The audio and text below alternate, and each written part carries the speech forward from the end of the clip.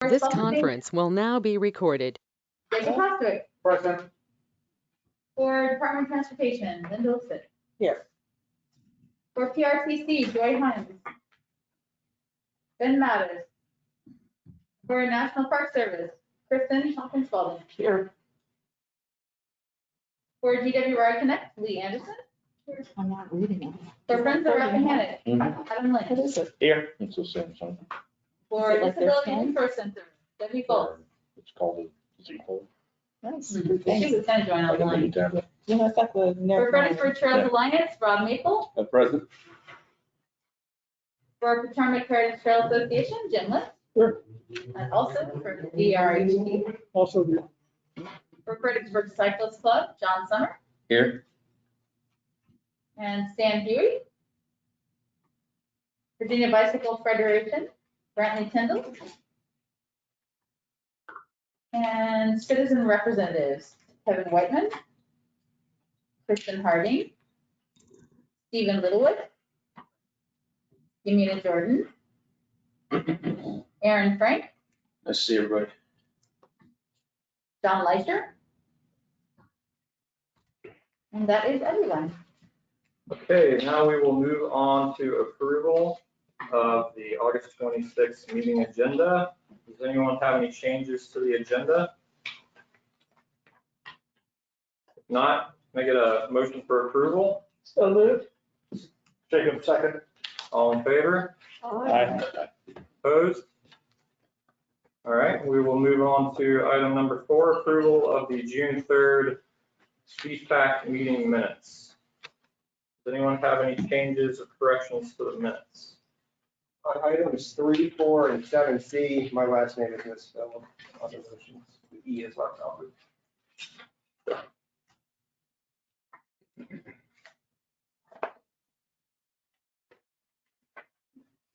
Any other changes to the minutes?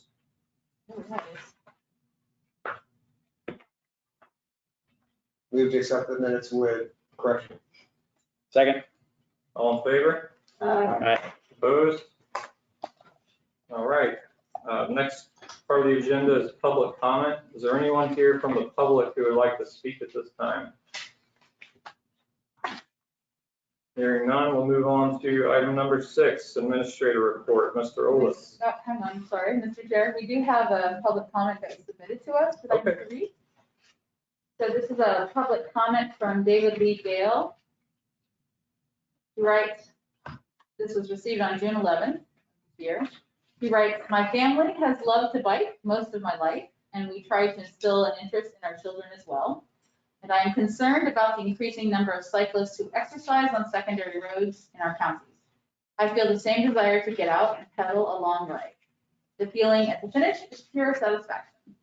We taught our children never to cycle on our narrow, winding, hilly secondary roads outside of trails or subdivisions.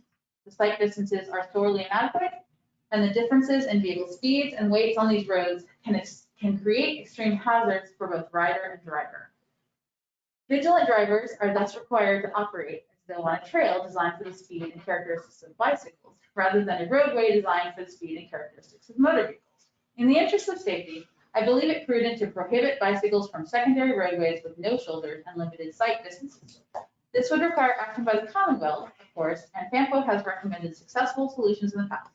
If a prohibition is not possible, a campaign to discourage riding secondary roadways and to remind riders and drivers of the dangers of these narrow roads would be valuable, especially as we enter the perfect weather season for cycling and folks getting out of the house after a long time inside for many, for trips with family and friends.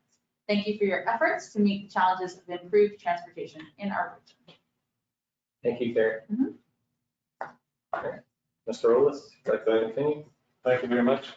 I'd like to do a presentation on 2 things tonight. The first is the FAMPO Transportation Improvement Survey results. The second one is to look at our new, what do we call it, the FAMPO Intra-Regional Multimodal East-West Mobility Study. We just call it the East-West Study for short.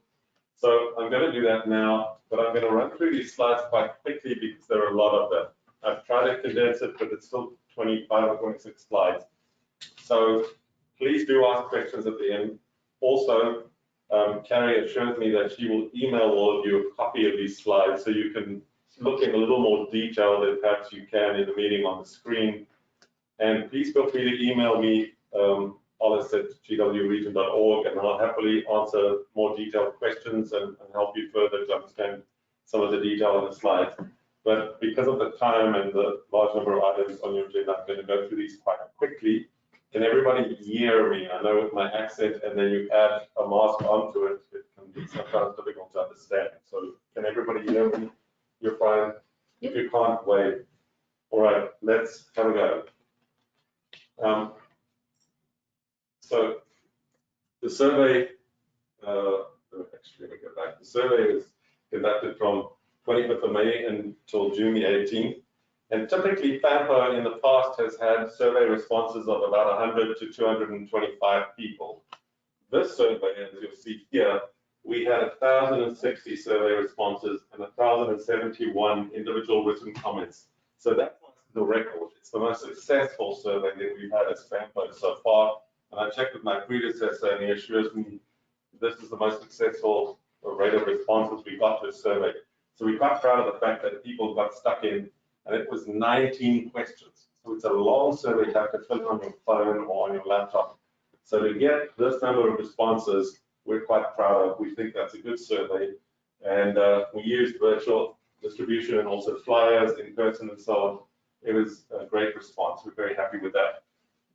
This just gives you a little bit of a breakdown of where the people come from. So of those 1,000 that took the survey, about 50% work inside the FAMPA region, Fredericksburg, Spotsylvania, and Stafford. About 6% were teleworking before COVID began. About 44% work elsewhere, mostly in Northern Virginia and DC, some in Dahlgren, and a smaller number in Richmond.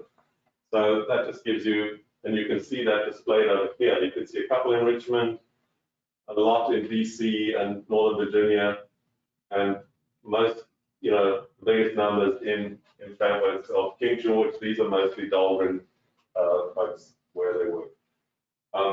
Roadway results. We asked people to tell us what places they have difficulty accessing, and some of them named particular roads that are congested or that they find difficult to use, and so we've listed them.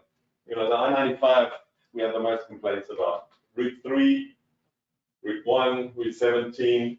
Some people want a river crossing, not a high number, but they did mention it. And then smaller numbers of people pointed out these other roads. These are roads that people are concerned about. Some of the written comments talked about the infrastructure not being well designed for first and last mile travel. There is a willingness to walk and bike if there are more safe paths where available, or to take transit if there's better access to transit. So an overview of transit. Everything in blue is about people, the views of people who work in the region. Orange is the views of people who work outside of the region but live here. So if you look, the folks who live and work inside of the region, 41% think that the trouble with transit is that it's infrequent, unpredictable, inconvenient, unreliable, and that's one of the main reasons why they don't want to take it. People who work outside of the region, their highest problem is with access. They can't get to the train stations, they can't get to OmniRide, they can't get to the van pool or whatever else it is. Access is their number one problem.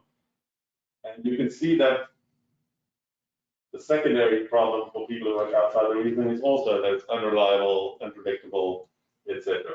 So those tend to be the key responses that we see throughout the survey. Those are the key things that people complain about. Transit is slow and unreliable, and it's difficult to access. Those first and last mile problems are key, and then you can see the journey is quite long. These maps just show you where people live who work inside the region, and these are people who work outside of the region. So you can see all these dark blue colors is the number of people, and that's where they live if they work outside of the region. 500 people, basically, we asked them, why don't you take the bus? And they responded, guess what? It's inconvenient. There's no route or connection near my home or near my work. That's their main reason for not taking transit if they work locally. Second reason, the trip is too long. What would entice you to use transit? The number one thing is quicker and more reliable travel times, and the number two thing is access to and from my home and work. Again, these two metrics keep showing up. People want access that is better, easier ways to get to transit or local stops, and they want it faster and more reliable. The map on the left shows you a spread of people who don't want any new transit. Mostly people are happy with their car. Where do they live? Well, you look at all those blue spots on the left, that's where the people live who say, leave me alone, I'm happy with my car, I don't want any transit. It looks like a fairly even spread, just a general remark. This is people who say, we actually do want new transit, we want it fast, we want it closer, we want it more reliable, but we really want transit. Look at the colors, especially the darker blues. You can see if I were to draw a line here, you look below my arm, not very many people there want transit. Above my arm, a lot more people want transit. So if we're planning local transit in the future, that will give some guidance as to where people actually want it, which we think is helpful information. This is the slide that caused most people to smile, because we asked you, folks, if we built new transit, what kind would you want? And so 21% said none. Don't want transit, I'm happy with my car. I think that I expected, personally, that number to be higher, right? I expected more people to say, no, I just want my car, leave me alone. This is almost 1,000 people answer this question. The highest number, though, is people who want light rail. The second highest, commuter rail. Then we get to a new regular bus route or a rapid or dedicated bus lane. Rapid bus or dedicated bus lane. Very few people want a new stop on an existing route. There are plenty of stops. They don't want another stop on the main bus route. That's not really needed. But that shows the kind of picture that says actually a lot of people really do want transit if it's fast and reliable and comes near my house or my work. We don't have this. Some of us may have the impression that a lot of people just don't want transit. Well, that's not the picture I'm seeing in the results of the survey. People actually want transit depending on the condition, the speed, the location of that transit. Passenger rail, we just looked at some locations. So there are home locations of people who say that they want light rail. Because we said, previous one, they said, well, we want light rail. Well, we said, where? So we took their home locations and we circled areas where there's clusters of people who want it. This is out near Route 3. This is Berea, US 17. This is Idlewild kind of neighborhood. Down here is Route 208, and that is Route 17 or Foxy Parkway. That's where they live. And we said, well, where do you want to go to? Where is your work location? And a bunch of people work in Dahlgren, and you can see they're coming from the central part of the region. They want to go to Dahlgren. They want to go to Quantico, to again, Berea, US 17, near the Geico office. They want to go to downtown Fredericksburg and the main train station. They want to go to exit 126 area, or they want to go to the Spotsylvania courthouse. That's where they want to go with this supposed light rail setup. Where do they want commuter rail? Well, guess what? They want to go where the commuter rail currently goes, DC and Northern Virginia. A ton of them. Some to Dahlgren, some to downtown Fredericksburg and the train station, and some to Quantico. So the good news is that, well, we've got the train line already here. So perhaps it's just the service that needs to improve. Buses, number one issue, it's inconvenient. There's no route or connection to my home or work. The number one issue, again, the same as you saw previously, the trip by transit is too long. Where do they want, well, where do people live who want a new bus route?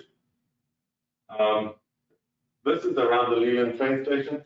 Interestingly, for the people from Stafford, people who live around the Leland train station actually want some local buses, which is not something I expected. Again, here we're at Route 17 in Stafford, downtown Fredericksburg. This is Route 3 near exit 130. And this is Route 17 in Spotsylvania. Those are where people live who would like to get a new bus route. Or, you know, where do they want new infrastructure? OmniRide, where do the people live who take OmniRide? So this map shows people that take OmniRide, or they would like to take OmniRide as their second choice, or in the past they took OmniRide. That dot is the only stop in our region to get onto the OmniRide bus. And the blue is where the people live who either take an OmniRide or would like to take OmniRide. So you can see they don't all live kind of up here. There's a lot in other places. So we need to think about the future of how we access OmniRide. The second set of slides is about the study, the multimodal east-west mobility study. We've kicked that off. One or two of you were in the first meeting. We had a stakeholder meeting to kick off the study. And we're going to look at all forms of mobility and whether or not we need new routes, where we need them, what kind of new infrastructure we need, and so on, including biking, walking, and all the things that your committee talks about quite often. So the phase one is going to look at transit and possible bike connections to transit stations and transit centers like the Fred Transit Center. How do people get there? Maybe by bike. So we're going to look at weaknesses in the transit system in our region and connections outside of the region together with active transportation, which is biking and walking in phase one. And that's what we've already started in the study. Second phase, we're going to look at roadways. Where should they be if we need to improve existing roadways? Where do the improvements need to go? If we need to build a new roadway, where should it go? And then we're looking at other kinds of bike and ped, which is not connected directly to a transit stop or a transit station, but connected to the trails. And I'd like you to think about this, considering a bicycle or a scooter as a form of transportation to get maybe to the office or to get to the store, not just a form of recreation or exercise, but an actual mode of transportation. And that means that we need to rethink that. People are not going to cycle 25 miles to work in a suit. So you need to think of, if they're going to use it as transportation, where do we need the bike paths? Where do we need the sidewalks, etc.? So that's phase two of the study. And then we're going to actually engineer whatever the recommendations are. So if it's an improvement to a roadway, if it's a new bike path, whatever else, at the end of the study, we'll do some engineering work to look at producing projects that are valuable, that we can implement. And those we won't be able to tell you now, we've only just started the study. That's just a rough scope. You'll get these slides so you can look at this in detail, just the steps that we're taking in phase one to come up with recommended alternatives and proposals for implementation. Those are the steps we're going to be going through. We started off with our first meeting and looked at some data. This is what the survey told us are the places that people want new transit. You just saw that slide in the survey. So we compared it with a study done previously into transit-oriented populations and to where the existing transit infrastructure is. Those red lines are the current Fred bus routes. And the blue is where the data told us transit-oriented populations are, and in a different study previously. And you can compare it with where the survey told us people want more transit. And it's similar, slight differences, but it's quite a similar picture. I think we can be quite clear where people want transit, and then we can compare the existing routes to see whether they're serving those communities that need them the most or those communities that want it the most. Congestion, we looked at this in the first meeting. That's now, and this is the future 2050, this was done by a consultant doing the long-range transportation plan. And what these two maps show you is the degree of congestion that you're going to have currently and in the future. Green is free-flowing traffic, no problems. Orange, it's moderately congested. Red, it's severe congestion, and you're going to be stuck in traffic, particularly during peak hour. Just a note to those who are more technically minded, this is a no-build scenario. So this is if we do nothing. If we do nothing, in 2050, you will not be able to move on any of these roads. That's the I-95, I think, going through there. If you do nothing, if you build nothing, if you improve nothing, this is what we will deal with. Those red lines tell us that we have to do something. And the things like smart scale applications, things like the long-range transportation plan, things like the East-West mobility study, try to dig into these red lines and go, well, what can we do about that? And I must say, Mr. Chairman, I look forward to hearing any recommendations from this group at two levels. The first level is you have a representative on the East-West mobility study and a staff member who attends from time to time. So give us your ideas about bike and ped routes, also roadways, because we can investigate those recommendations. So please do give us your ideas. Secondly, I look forward to the day when this committee recommends something to the policy committee saying, we think FAMPO should do this one thing, and this is what it is. So please feel free to tell through your chairman and Carrie, who is your staff member that works on this committee, what your suggestions are. We'd love to hear them. I'd love to hear them, and we can build on those. Sometimes they're not implementable, but at least we can do the research and find out if it could work, right? So please do send those. That's it. That's the last slide. So I'm done. Harriet shows me she'll email this to you so you can dig into it in detail. I'll take any quick questions you have, Mr. Chair, but I don't want to let you meeting any further than that. Thank you very much. Any questions? So, as you talk about this right here, you're saying this is a no build. We don't build anything, but we don't improve anything either. How does something like what Orange County is currently contemplating with Wilderness Crossing, that would potentially be up to 20,000 units right off of Route 1 and Route 20, impact this, do you believe? So the model that we run with our consultant does not model Orange County. So I can't tell you the answer to that, and I'm also not familiar with the project. But what I can tell you is that this modeling done by our consultant, Cambridge Systematics, what they do is that they work on an average population growth rate.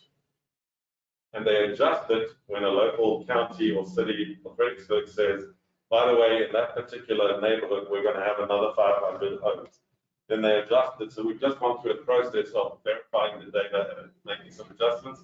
There'll be an update to this coming later this year, which will show the updated version. But if we're going to get 25,000 more homes out here, it's going to impact Route 3 and these other roads that are out there and make them even worse than they are. However, this is not static, because what we're going to do now is recommend construction and improvements to roads, to bike paths, to bus lanes, whatever else, to alleviate the red. So it's a constant moving target, and your people that work in engineering in the different counties will tell you what a headache it is, but it's a constant moving. You know, you see the rabbit, you shoot the rabbit's moved before the bullets hit, now you got to shoot again. So that's what it's like with building roads, is that it's a constantly moving target. And research shows that traffic doesn't always behave the way you expect.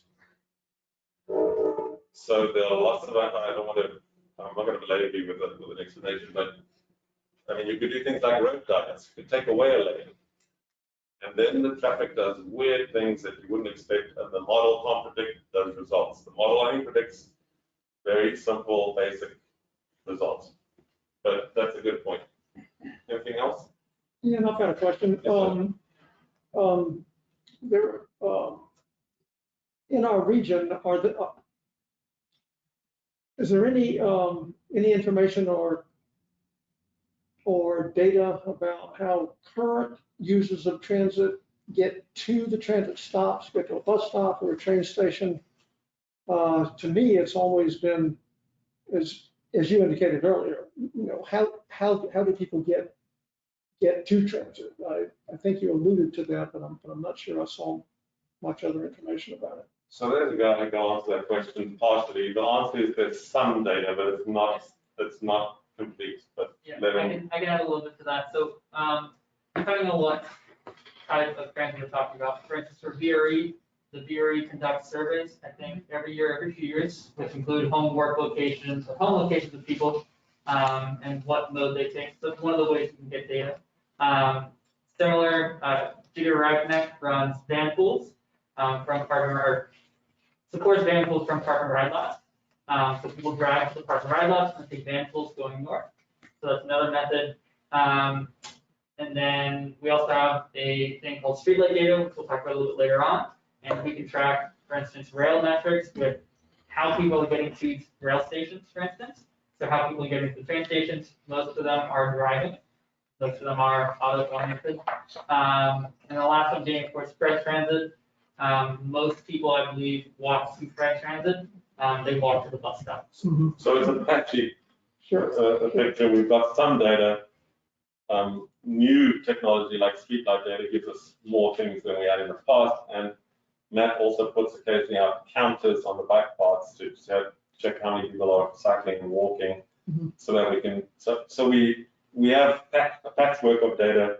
It's certainly not a complete picture. Okay. But I mean, the short answer is we know most people are driving to the train station, and we're trying to remedy that with alternatives.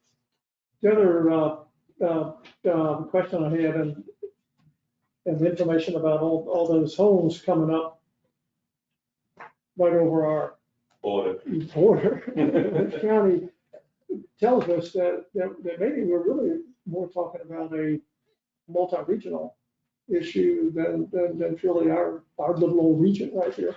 Yeah. And also we have to remember that with the new Route 301 bridge that's going to open up in a couple of years, I think those of us in King George, and I know Chris can talk about that for hours. We're expected to be swamped, and with just cars, maybe they're coming through, maybe they'll stop there and live. We're anticipating a huge impact on our county. There'll certainly be growth of traffic there. There's no question. That's why if you look here, you can see the yellow lines and the yellow lines with a bit of red over here. There is certainly going to be congestion in the future. And I would bet that this study here didn't take into account the impact of the bridge. I don't actually know things. This specifically, this model, Yeah. it does. They did? It is? Oh, I'm sorry, this is no build, so no, it does not. This is So when we no do the So- build scenarios so for the next- LRTP, The next iteration of this map, which will come later this year, will have the impact of all those construction projects in the map. Okay. So some areas will get worse, some areas will get better, depending on where the improvements are. Well, thank you. Hey, Ian.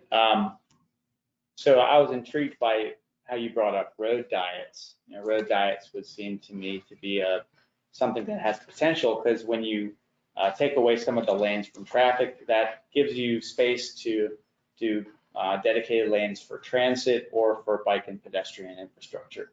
Do you know if FAMPO has ever studied road diets in earnest? I haven't been around long enough to answer that question, so Brian might be able to answer that question. I would suggest, instead of me giving you a long answer to that issue right now, that Mr. Chair or Carrie, you put that question at a future meeting and we prepare a couple of slides on that, because it's very complex what happens. And the simple answer is that what typically happens is that the traffic changes. So people know that you've done a road diet, and then the human behavior aspect kicks in, and it's difficult to predict. What do they do? Well, it's not always clear. And I mean, they're doing some in DC right now. in the Navy yards, what's it called, Is the Navy yards? Yeah, they're taking a lane away from one of those roads and they're putting in bike paths and planters with plants and stuff. And, so people are doing it and it has strange results. The traffic is a bit like syrup. It sort of does funny things when you let it go, right? So you can't predict it. But I would suggest instead of a long discussion now, we peg that and have a presentation on road diets. That sure would be interesting. We should do that. Because it can be effective, it can create problems or solutions depending on how it's implemented. Is there a last question? Actually, my question was partially answered already. Okay, great. Happily come back and talk about road diets at another time. Thank you very much, Ian. As was mentioned, the presentation will be sent out to all the members. So if you have follow-up questions, I'm sure they'd be welcome. All right, we'll move on to agenda item 7, discussion action items. First one is FAMPO 2050 constrained long-range transportation plan, active transportation projects list. Thank you, Mr. Chairman. I'm here, I'm a planner here with FAMPO. We'll have a little bit of an overview of the process that we've undertaken this summer for the 2050 FAMPO long-range transportation plan, and specifically tonight for the draft project list. And there is the scope of this discussion to talk about the active transportation projects that we have. So just an overview of what the plan is. This outlines our region's long-term transportation vision all the way up to 2050. So it's a federally mandated plan. We have to have one in the region. For any urbanized area in the country, you have to have one. There's kind of 2 elements to the projects that we list in the plan. There's a fiscally constrained plan, which is again the focus of tonight's discussion, where we look at the projected revenues that the region is going to receive for transportation projects and programs over the next 29 years, and how many projects we can fill before we hit that cutoff line. There's also a general needs list, which is just sort of a whole suite of improvements that we know we're going to need at some point in that time frame, regardless of whether we can fund it. So what we did, the 2050 efforts, given that it's been a little bit of a stop-start over the last few years, is we did not do a zero-based budget. We said we're going to start with the 2045 fiscally constrained projects, and then initiate a new call for projects to fill up as much of that funding that we can. Next slide, Matthew. This is just a snapshot of what we received through the call for projects process. So we got 56 highways. So it's not just highway like 95, but just sort of anything roadway based, if you will. 76 active transportation projects and anything bicycle, pedestrian, and relief improvements. 11 transit or transportation demand management projects, and 6 studies to add to our project list. So down here, you'll see just a breakdown by type and by jurisdiction or agency who submitted a project, as well as a total cost by mode. So you'll notice here that for active transportation in particular, we received $238 million in applications. And for those of you that know the 2045 FAMPO plan, we have about $46 million of active transportation projects program. So we've increased that. You'll see here in a couple slides about that. $95-ish million. So that's a big focus that we've taken with this plan. Next slide, Matthew. This is basically the kind of the snapshot of where we landed after applying the projected revenues to the existing 2045 plan projects and looking at what we could take in through the new call for projects process that we initiated this summer with our TAC, with the Technical Advisory Committee. So this is the available funding by type for the new project. So for instance, if we look at active transportation, we said of all the revenues that are going to make up the active transportation bucket, is what we're calling it, there's about $24 million from FY28 to FY38, and about $58 million from FY39 to FY50. Next slide. As far as the selection for the draft list, and if you didn't happen to grab one on the way in, we have a few extra hard copies that we printed out earlier this month. But those are the big spreadsheets. I see a couple of folks here at the table have them. We've selected 54 out of 56 highway projects that were submitted, 20 out of 76 active transportation projects, and we'll talk in a couple of slides about a proposal that we have to increase that number just a little bit. 11 out of 11 transit TDM projects, and all of the studies that we took in. So as far as the fiscal constraint process, when we get close to that cutoff line based on expected cost versus expected revenue, we skip to fund the next highest scoring project. If there's a project that's too expensive to fund. So just sort of, we look at the running total as we add projects to the list. Whenever we can't fund something, we jump down until we can. There's a total of 323 total projects that are on the list, and this slide just provides a quick snapshot again of where the project is located, the mode, and then totals by jurisdiction and agency, as well as the total cost in 2021 dollars. Next slide. So this is the next 3 slides here to end the presentation are new, so we haven't presented this to any committees yet. And these are 2 things that we're looking to do as far as adjusting the project list that we wanted to propose and run by feedback this evening for discussion. And kind of had an informal green light to move forward as we take this back to our committees in September. The first issue is double counting costs.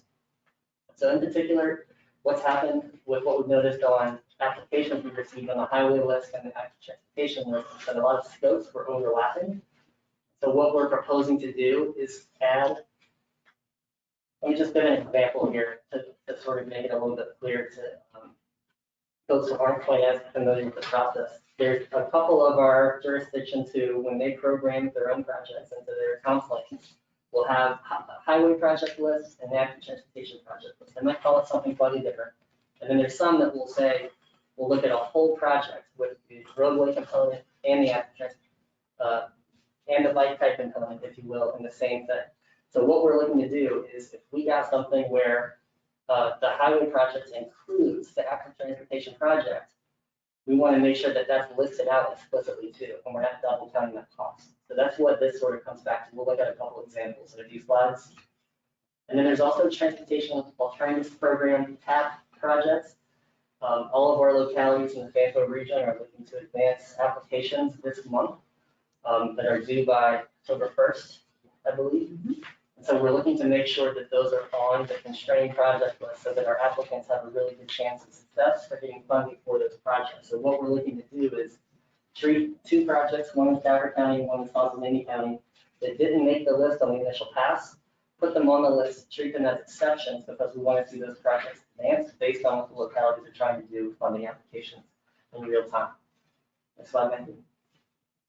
Again, this is a lot of information all at once, but this just sort of highlights what we're looking to do with avoiding this issue of double counting costs. So there's 5 projects, all of which are in Spotsylvania County that have an associated active transportation project listed here that didn't make the list on their own.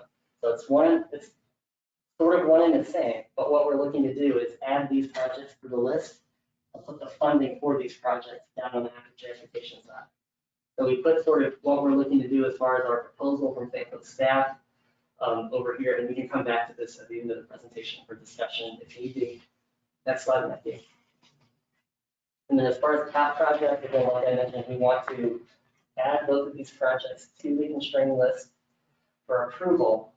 And again, make sure that our localities have the best chance for success with their applications that they're going to be submitting by October 1st. So I think that's the last slide. I know that some of that information about double counting costs is a little bit complex. We have lots of spreadsheets in the background that we sort of worked out to make sure that we're doing everything the right way. But wanted to see Mr. Chair if there are any questions with that and see if we want to move forward with that proposal. Are there any questions from the committee? I had one question. Could you go back to maybe the second slide where you talked about how many of each type of project were selected? Yeah. This one? No, maybe one before. It's too bad. So that one, yeah. So I'm seeing that not a lot of those active transportation projects were actually selected. Can you talk about why that is relative to the other types? Sure, I'd be happy to. And basically what that is when we look at the projected revenues, there's lots of different sources. There's probably 40 different sources that we group into buckets and then place those into respective time funding bands. This is all spelled out in the federal regs as far as how the LRTP has to be developed. When we look at that total pot of funding, however many projects we happen to get via the call for projects that we did this summer, the ones that score the highest, we fund those regardless of how much it costs up until we can't fund any more projects. So with active transportation projects in particular, that funding bucket is just not quite as extensive as the highway budget. Due to the fact that a lot of the existing 2045 projects that we started with, the share of highway to active transportation was like, I'd say about 9-1. That we did even that much more so. So we're at about maybe 75-25, I'm estimating here. But that's essentially the reason. We just got a lot of active transportation projects, many of which are actually not low cost as you might imagine. So Spotsylvania, for example, they put an application in for sidewalks all the way from Providence Corner down to Thornburg. It's expensive. And so that's part of the reason there that we went down to the cutoff line based on what we assumed for that funding budget. Adam, just to clarify, and correct me if I'm wrong, some of those highway projects, like you had stated earlier, actually include active transportation elements to it. So really, it's not just 20 active transportation projects. Really, you're going to get them more above and beyond with some of these highway projects. That's exactly right. So we have to classify each of the applications by the mode that's most appropriate for that project. So we ask our applicants, whether it's county or VRE or FRED, to identify that. Kathy, if you go back to the selection slide, back a couple more. There we go. Yep. A lot of the highway projects have active transportation components. So they're not just the roadway, for example. There's a lot that will have a shared use path or will have pedestrian accommodations and intersection improvements. So in fact, I would probably guess, based on having looked at all of these, that maybe just a few don't have some type of active transportation component. So could I give an example? So may I ask, so the Harrison Road widening project, for example, is that a highway project? That is a highway project, and that's And one. that has a shared use path? Yeah. Like, Sunset Boulevard is another one. so it's also a bike ped project? And then what we're trying to do too, sorry. So there it is, yeah. Is this 20 figure right now, what we're proposing to do is actually make that 27 and add the projects that we listed on the second to last slide, and I think they're there. Because they're essentially included in the highway project that we selected. Yeah. So it's just a matter of getting everything consistent and congruent across what are localities, how they categorize things, what they call them, and what we're doing at the regional level. Adam, on the earlier slide, where it talked about how many of each category, I think Brian has a real good point here that would probably help our understanding a lot. I think we realize that you have to categorize things, highway project that has to go in one or the other. But for our understanding, it would probably be extremely helpful to point to subdivide the highway projects into projects that don't have any active transportation element to them and projects that do have an active transportation element. I think that would help our overall grasp of things.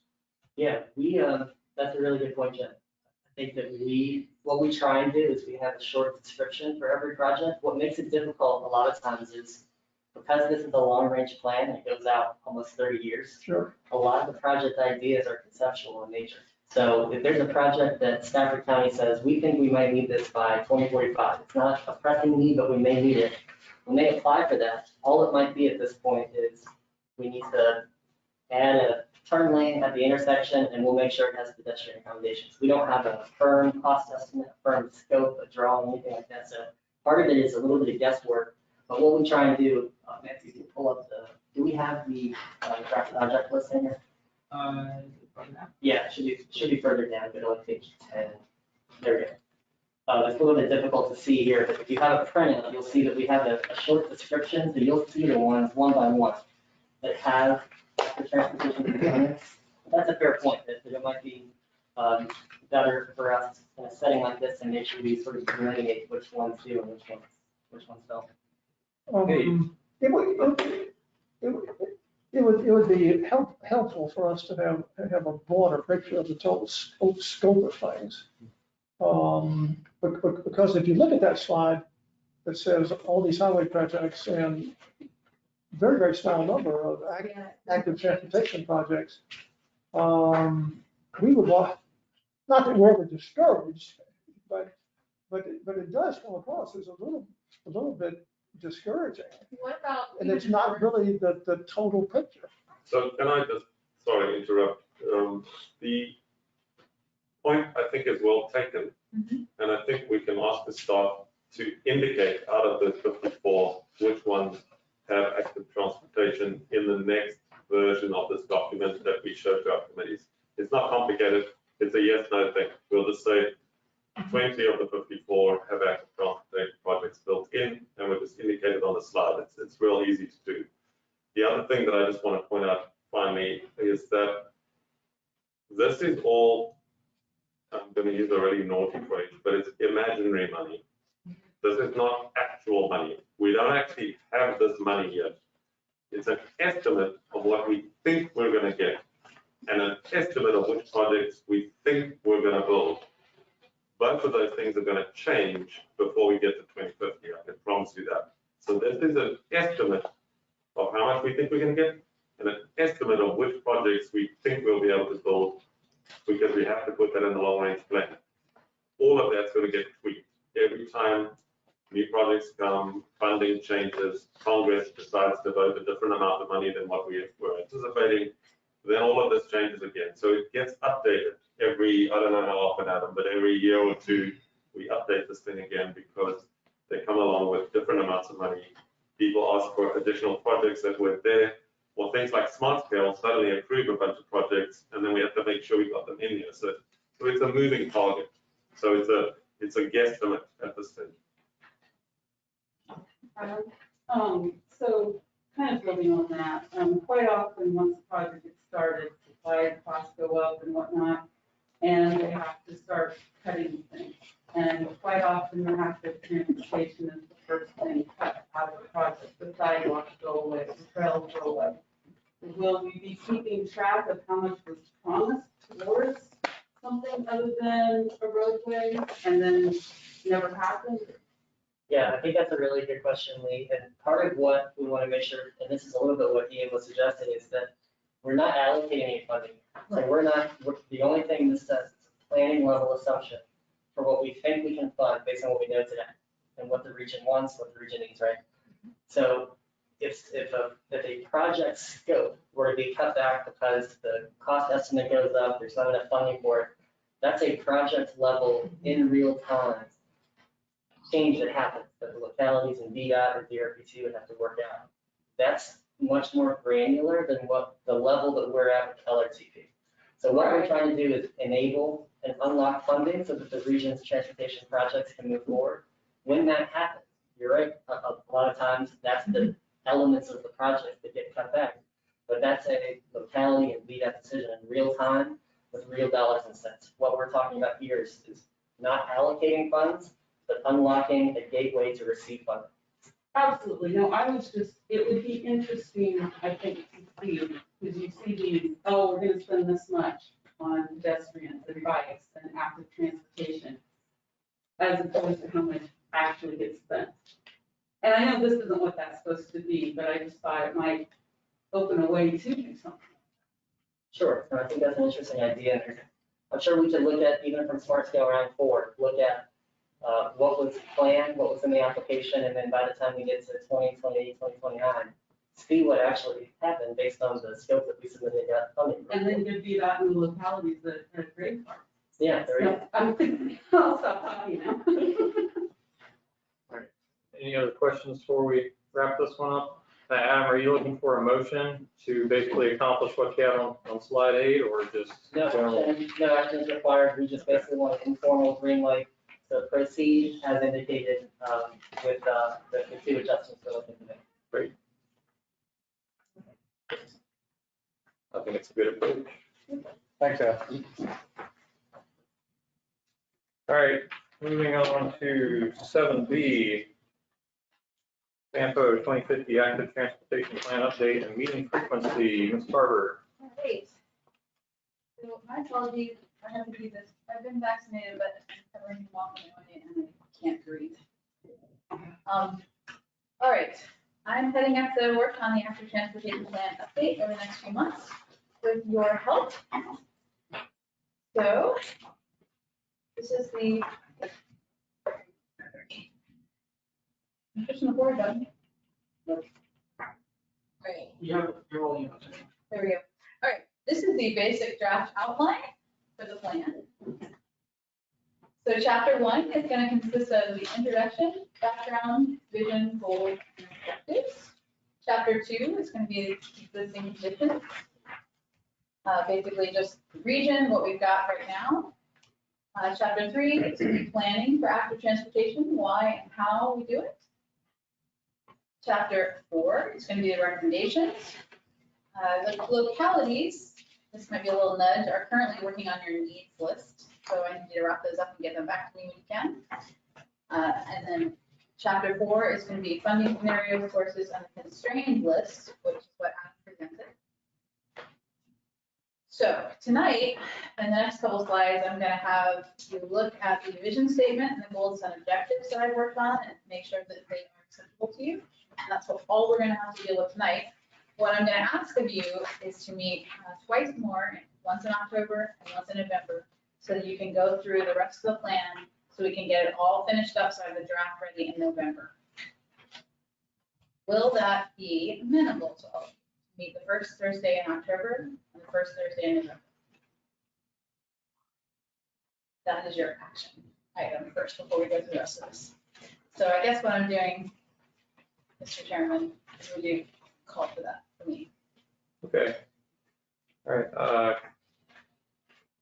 Motion to support meeting in October and November, first Thursdays. So moved. Anyone would like a second? A second. All in favor? Aye. Opposed? Well, we got a roll there. That's awesome. Thank you all. I appreciate that. All right. Rolling on camera. That's what's wrong. All right. Okay. So the vision statement for the 2045 is the first one there. I tweaked it slightly, and I will read you the new one. So for the 2050, the vision of the Fredericksburg Area Metropolitan Planning Organization Active Transportation Plan, mouthful, is to develop a comprehensive destination-oriented network of safe, interconnected, active transportation infrastructure that enhances quality of life and promotes economic development. Are there any changes you would like to make to that? Does that make sense? I have one comment. Sure, Dan. Carrie, if I can. On the title slide, it says FAMPO, Active Transportation Plan, but on your vision statement, it talks about the George Washington Regional Commission. Oh, no, that's the 2045. That's why it says that. See, And as we know, The old one. that's the old one. that's the old 2045 is the old one. one. The 2050 is the one I'm working on for now. Sorry. Yeah, oh, just to clarify for anybody who's unfamiliar, the 2045 we did for the entire region. And this time around, we've broken it into a rural long-range transportation plan for Carolina King George and a FAMPO region transportation plan for Spotsylvania Stafford. Any other comments or questions on this? All right, so goals. Goal 1, develop a complete network of walking and bicycling facilities throughout the region with connections to facilities outside. I will let you folks read this, and hopefully it's large enough. Give you a minute to read it and see if you have any comments.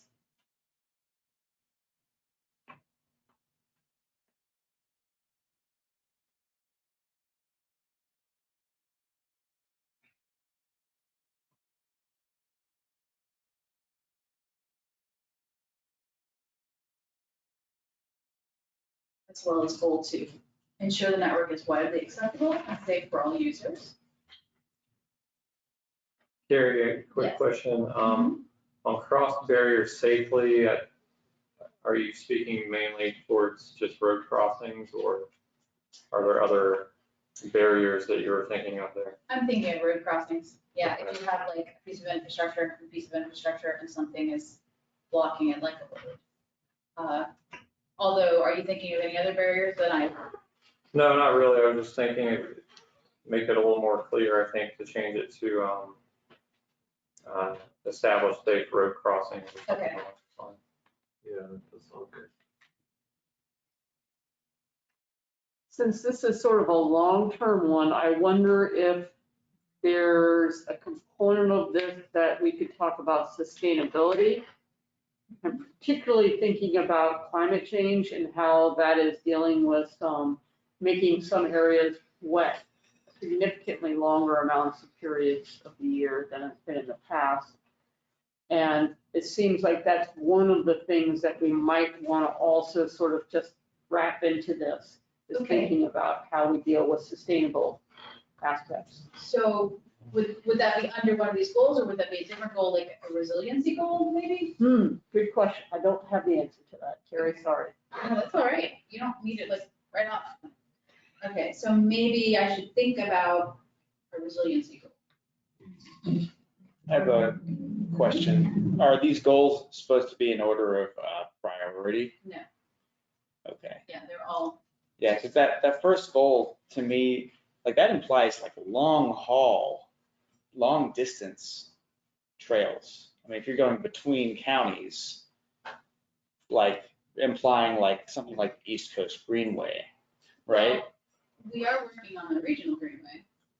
So that Okay. is part of this. And then it even goes beyond the FAMPO region, you're saying, so like outside of our FAMPO municipalities. That's how I'm reading this. Yeah, and that little bit right there is left over from the 2045, which my predecessor wrote. And I thought it was interesting, because the East Coast Greenway, our regional greenway does connect to the East Coast Greenway, which leads up and down the coast. So that's why I left that in. Do we think, does that make sense? Yeah, I guess maybe if I'm thinking about how we are going to use this to message to elected officials, maybe the second goal I see as being higher priority, and maybe we make that goal number one. Like you're Okay. dealing with a small number of probably recreational users who are going to be using those bicycle and walk facilities that go many miles, like to do like marathons and long haul bike trips. Sure, I understand Yeah. that. Whereas goal number two implies people using these things every day. Yeah, the goals are not hierarchical, but visually I can see where that would seem that way. Somebody else said something? Dave? Yeah, just that it doesn't need to be in here, but just to keep it in everyone's mind that when you connect people to activity centers and whatnot, it doesn't mean you have to follow a road. Sometimes the best place for the bike head is not along a road. Because cars can easily drive around and go 3 miles when what would connect them directly would be half a mile. Okay, do you have an idea for wording that? No, that's probably won't go here. I just want to keep that in mind. Because sometimes we get just set on putting the bike head right next to the road. Well, and we do that because that's where the funding is to build Just to say funding comes facility, with the road. unfortunately. But yeah, I see.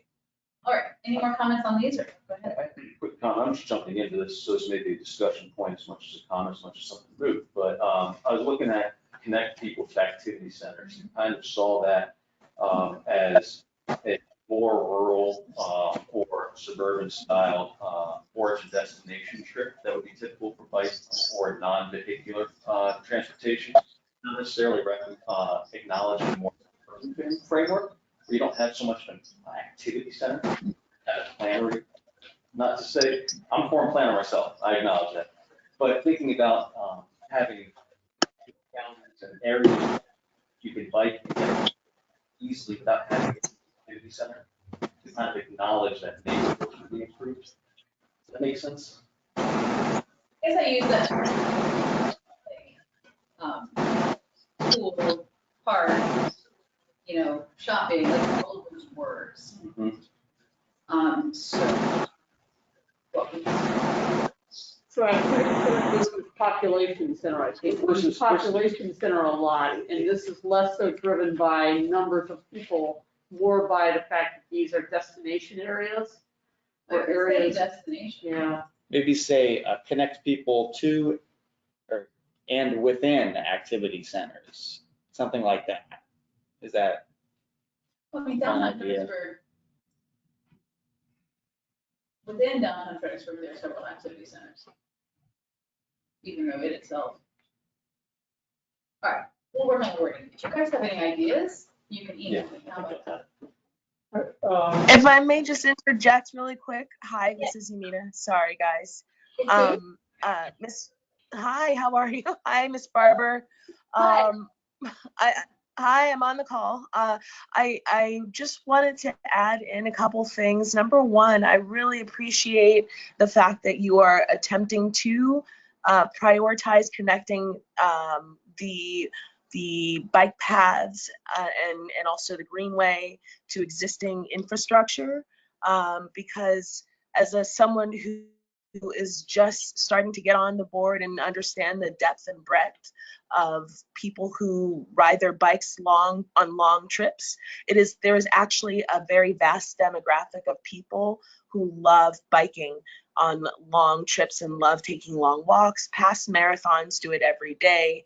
And so the fact that you are attempting to connect so many pivotal points of interest to a bike path, bike ped path that connects all along the eastern border. I'm just like, I'm a fanatic. So I really like what you're doing. And I just want to give you kudos and say I like the direction you're going in. And it's very inspiring to see even especially Stafford County develop a bike path that everybody can join and go up and down the East Coast, Eastern Seaboard. So really excited. And that's all I had to say, Carrie. Thank you. Nina. Appreciate it. All right. Carrie, Yes, sir. going to goal number 2, well written, I'd like a little bit of clarification. When we talk about widely accessible, we generally use those terms to mean those users who would be mobility challenged. But the last bullet, prioritized equity, we generally use that phrasing to talk to racial equity, socioeconomic status. Are we commingling? We're not commingling, but we're prioritizing both of them. We want to keep both those things in mind. We want to keep ADA design and equity access. I know, but equity is a objective under the goal that's generally looked upon as a mobility challenge goal. We're putting racial equity as an objective under that. I'm just wondering. Okay, so the word accessible, there are connotations to the word accessible, which is what you're using. The ADA accessible being a connotation of the word accessible. Denotation of the word accessible textbook means that it is easily accessed by a wide variety of people, regardless of their mobility abilities or their social backgrounds, right? So I'm using the word that way. Okay. Everyone can access the trails regardless of their backgrounds or their physical limitations. Okay. Got it? Does that make sense? I do. It's not the way the term's usually used, but I understand what you're getting at, though. So I can be more clear in the wording. Well, yeah, maybe. Let me ask you what you mean by interested but concerned. Yeah, there are 4 classes of, and I will explain that in the text. There are 4 classes of cyclists. There's and I don't have all of them in my head because I belong in that group. So I know what they are, but okay, you know they yeah, are. what you're talking about is the cycling community in particular, in that the first objective. That first objective, for planners, we want to design for that group. Okay. Your grandma and me. Yes. People who want to ride their bikes but don't want to get out there with scary traffic. Yeah, I get it. Yeah. Okay, good. Carrie, perhaps Yes, the way that you could deal with that first concern is underneath your bullet point, prioritize equity. You could have another bullet point that just people's physical ability. Mhm. And then you put both into the physical object. I'll clarify it.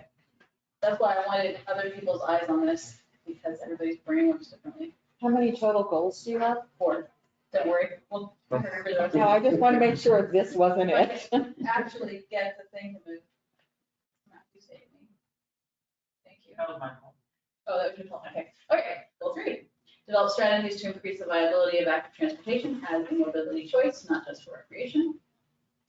All right, so involve the public, gain public input on the bike walk experience in the region and areas in need of improvement. Use data sources such as streetlight data to determine where to site infrastructure, work with localities to integrate land use and transportation planning. These are things we try to do already. We're just reiterating that this is important to us and we want to keep doing it. I particularly like the calling out of it. It's not just about recreation, but it's the transportation that we can use too. So Yeah. that's great. That's basically my. One suggestion to drive that point home, this might sound kind of silly, but use photos that show people clearly commuting. Because I see a lot of pictures of people who are like out for a nice jog on a wooded trail. Those, I don't see people on a bike lane on a highway trying to get to work. Or in a suit, walking. to Yeah. Right. I've seen Yeah. folks with suits or briefcases and that sort of stuff. That's a good point. But in other countries, you see people on suits riding their bikes all the time. I know, because I think we'd be taken more seriously if this is like something that implies people getting to work, accomplishing their needs instead of just out for a good time. That's a good point. I don't see you. All right. So implementation, design, finance, and construction of permitted facilities and the FAMPO planning process is appropriate. This is also something we already do. We are currently already developing a prioritized list of short, medium, and long-term bicycle and pedestrian projects based on regional consensus. Developing a list of comprehensive funding programs from private and public sector entities. Maintaining the ability to implement any part of the network should funding for a project or a portion of project become available. Continuously amending FAMPO's transportation improvement program to include bicycle and pedestrian projects. This is just what we do normally. So those are the 4 goals. And that's it. Great. Yes. I think one of the things we do is we try and leverage some of the expertise that we have from maybe some of the more non-traditional sources, like we know we go to VDOT and we know we go to, there's certain, I wonder if that's worth calling out that we want to continue to do that. We often talk about the things that we're missing and we want to start doing.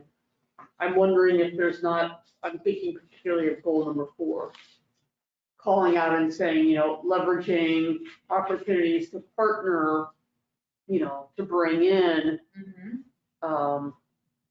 Maybe it's there already in a way, but I'm just wondering if it's worthwhile just calling that out, because that's also, when somebody is reading something like this, they'll read that and go, oh, I can be a part of that, and maybe. Yeah, that's great. That's a great idea. Carrie, may I ask a question? Sure. Somebody else talk? Okay. Oh, was someone in the middle of another question? I apologize. Oh, wait. He'll wait just a moment. Go ahead.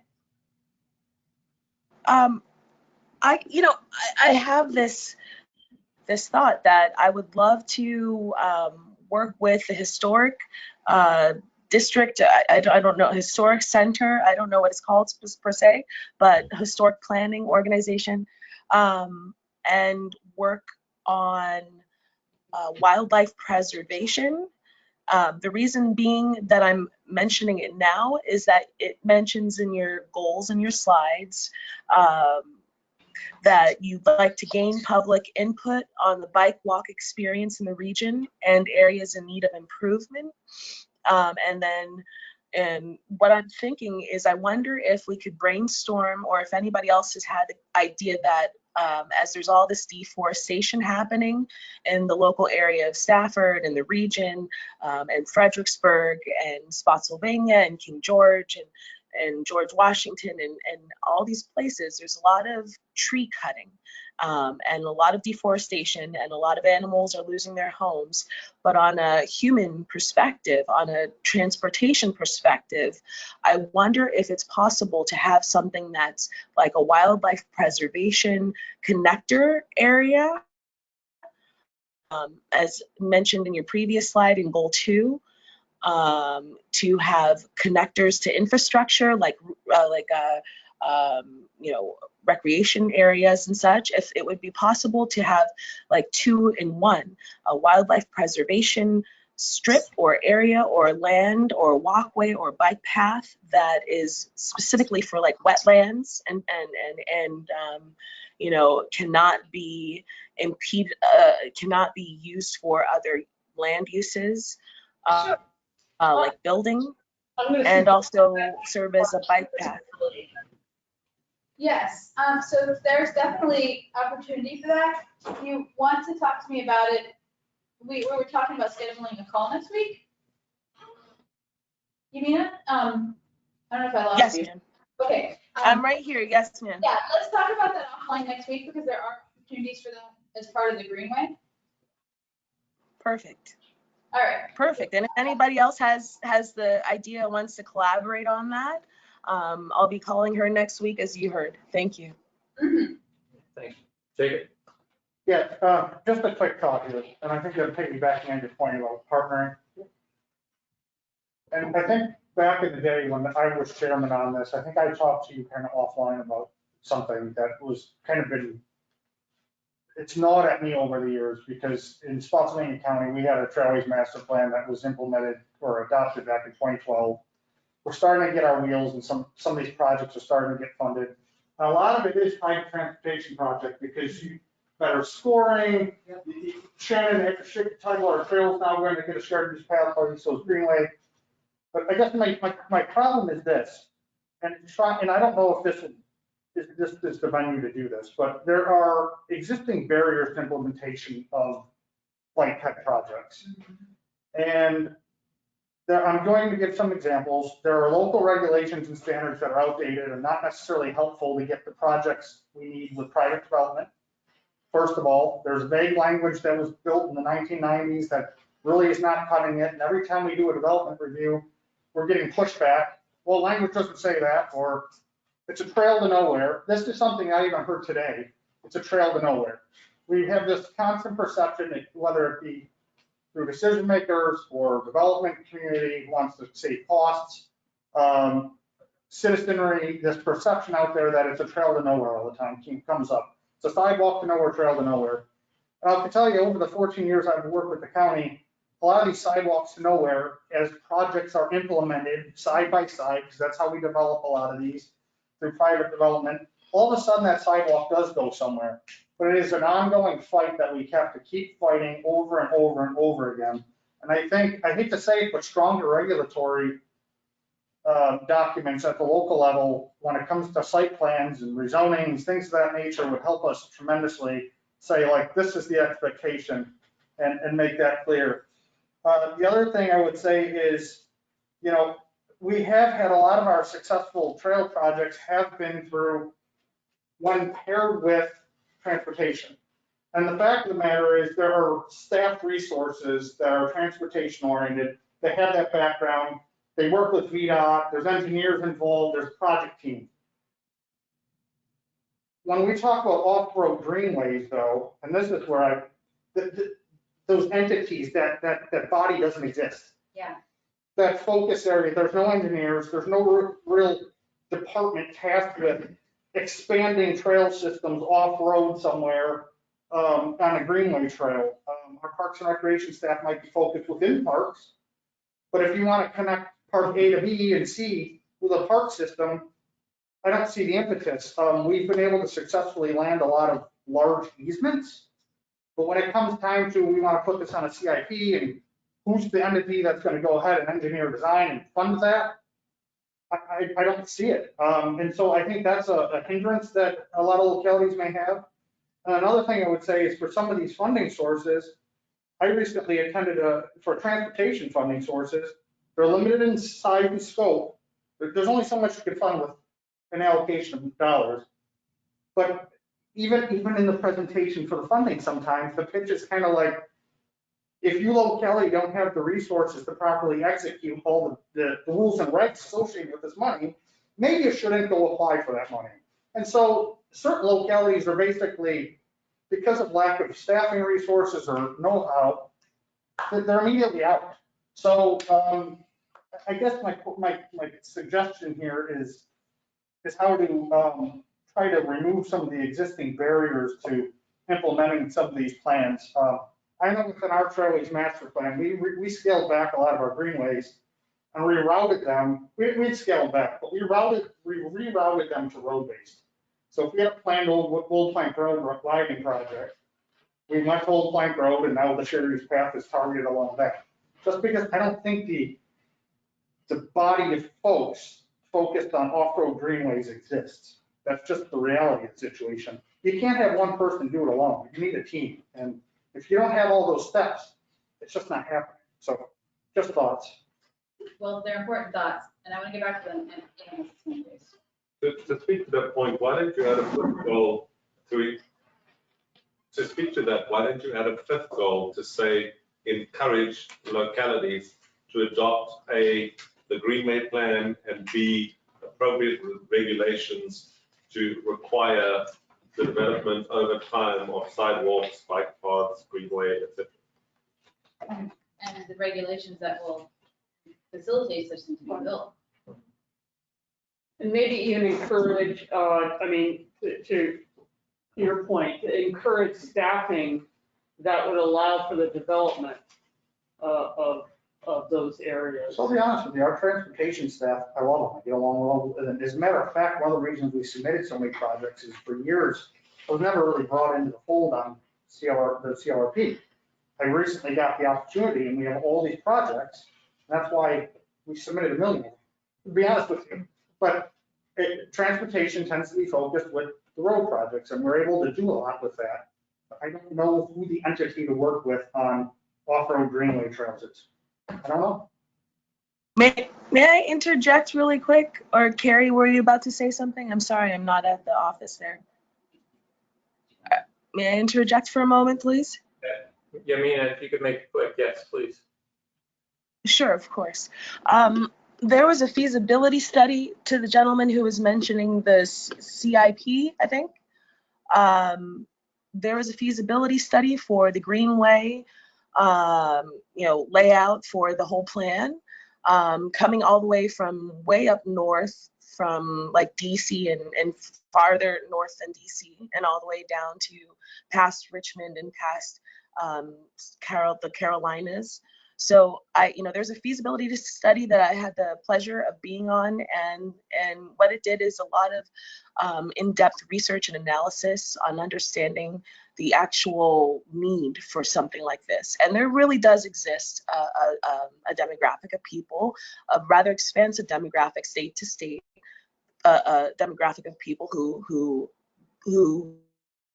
use these types of trails. In addition to that, if funding is the problem, I'd like to also add that there are grants, there are statewide grants, there's funding that's available, there's national funding that's available to preserve land for the purpose of bicycling and walking and so on and so forth. So if easements are a problem, all it takes is a little elbow grease. But ultimately, as Stafford continues to grow with all of the development that's going on, as every citizen here is concerned, and as well as all the surrounding counties, citizens are concerned that there will not be any more nature available, and that this will be almost like a concrete jungle, like Los Angeles or Philadelphia or New York. And so we have to preserve as much land as possible, and there is funding available to do so, so that not only is the quality of life better, but also so that people will be able to come to our localities and enjoy, land without, without living in concrete all the time. So I forgot what the second thought was, but ultimately it's the quality of life, the safety, and the enjoyment and the preservation of land. And even in Central Park West, they got the idea right. You know, like 50 years from now, you're going to be glad that you had a greenway built. So that's all I can say. Thank you for listening. I would just say that I 100% agree with you. And, you know, this is one of the reasons I've been on the BPAC for this many years. My whole point has been trying to remove barriers or lack of the necessary team infrastructure necessary to implement and pursue these funds and do all these things. That's my only thing. It's not a critique on trails at all. We have over 100 miles of greenway trails planned with Spotsylvania County and many other road-based trails as well. We're pursuing some TAP projects, others. So that's the only point I have. Thank you. So I would suggest, so Carrie, again, this is just sort of the first step in this. We're just looking at goals and objectives at this point. So if we have a general approach saying something like, you know, collaborate with localities to develop programs or something along those lines, that, you know, we can get a little more in the weeds and at a later date and maybe come up with something like, you know, develop a prioritization matrix or toolkit that localities can use that can kind of help them better coordinate and to get to some of the points you were making, Jacob, because I know in Stafford we have, you know, planning's kind of working on trails and economic development's kind of working on trails. A lot of time that's side Right. Parks and Rec is, you know, doing their own thing. Very briefly, or later, what about on a staff level, getting together as a region to go over these regulations that you're talking about that are outdated and working to overhaul them, like have a working group to overhaul these regulations as a region? Because locality by locality, we're not going to accomplish much. Yeah. And then taking that to the elected officials and going, this is what we need, That really sounds like a great idea. doesn't it? Yes. 'Cause they can't. Thank you for giving words to that. King George just entered into a contract with Berkeley here to rehaul all of our zoning and planning ordinances because we are so far behind. I mean, I We'll start think we from could all do it together, starting right here. I mean, y'all are smart. And I'll say anything, but that's front of the time. All right, any other comments on goals and objectives? Thank you. Very good. Yeah, am I even allowed, I mean, I'm just watching, but. Sure, you can speak, yes. Yeah, so to go on your point and his point, sorry, I don't know your names, but I think a lot of what you guys are doing is a matter of survivability as well. So she said sustainability. He was talking about barriers, and you have somebody online who's interested from a conservation point of view. And I would just suggest to definitely there's hordes of people in the next generation, like people are desperate to participate in this new future that has a little bit less car, and a little bit more opportunity to exist without car insurance, car maintenance, changing oil, all that jazz.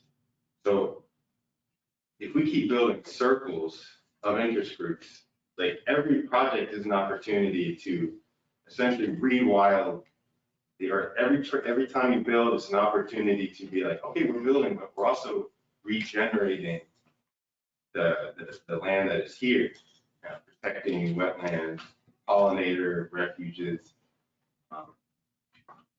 Yeah, so just keep building those circles, because I came here from kind of like a conservation standpoint. Like I would love to see more people walking and biking and the whole earth to be regenerated as far as like sustainability. So there's all kinds of nonprofits and volunteers and groups that once you link in will want to spend money and time. This is like a drive. Not everyone wants to come to these meetings, but there's so many people that want to see this new vision. You did a really good job at making. So good job. I like it. I see it. Thank you. And your name for the record, sir? Hector. Hector. Okay. All right, ready to move on. Next agenda item. I think you're up again, Carrie. I am. Regional Greenway Study wrap-up. So as you know, we've been working on this for the past 7 months. We're about wrapping it up. Next slide. We were awarded this grant, $20,000 in August of 2020 by the Virginia Department of Forestry to study the feasibility of a regional greenway system. VPAC was the backbone of our working group. Our proposal was to work together on a regional level to develop a vision for a connected trail system, linking our localities to each other and to natural, cultural, and historical places around our region. We worked with you guys and a group of locality partners, community advocates, and regional organizations to develop the network. We had 3 stakeholder meetings, and they were very successful with a substantial regional cooperation. Currently, our consultant is working on a public outreach survey. They are going to be releasing it at the end of this week, tomorrow, and they'll have it out for 3 weeks. The final plan will be submitted to the GWRC board for approval next month, and then the grant will be closed out October 15th. As you know, here's our working group. Again, thank you all for all of your hard work on this. Our first meeting was to conceive of our greenway, decide what we were going to do with it. Our second meeting was the prioritization metrics. Everybody worked really hard to come up with our prioritization metrics. Feasibility, connectivity, equity, safety, regionality, and support. On our third meeting, we conceived of our list of priority trail connections, and we created our map. Many of our connections have already been submitted to Smart Scale and Transportation Alternatives for funding. This is our map, draft regional greenway network. The pink dots are the East Coast Greenway. The red are our first set of links, the ones that we think are most likely to be funded or are already in funding. And the orange ones are the second tier. The blue ones are trails that already exist. Do you have that as a GIS layer available? I do. Would you like it? Mm-hmm. Will do. Next steps. As I said, several of them have already been submitted for funding. The network and several of the tier 1 segments have been submitted to the BAMPO Constrained Long Range Transportation Plan, CLRP. The final maps will be presented next month for GWRC, and the grant is about to close out. Now, our staff will continue to work with all of the localities to identify further linkages to the network. It's going to grow. This is just the first steps. In fact, on a call tomorrow with the Stafford Economics Development, I don't know if he's the director, but John, yeah, about some exciting federal funding that we might be able to pursue. And then there's something further, there's another further opportunity that we're looking into. So we're going to be exploring developing a greenway brand. As you know, greenways are sources of regional pride, cohesion, and economic opportunity. So this is just the beginning for the greenway. That's it. Yes. I actually have a number of comments and questions, I guess.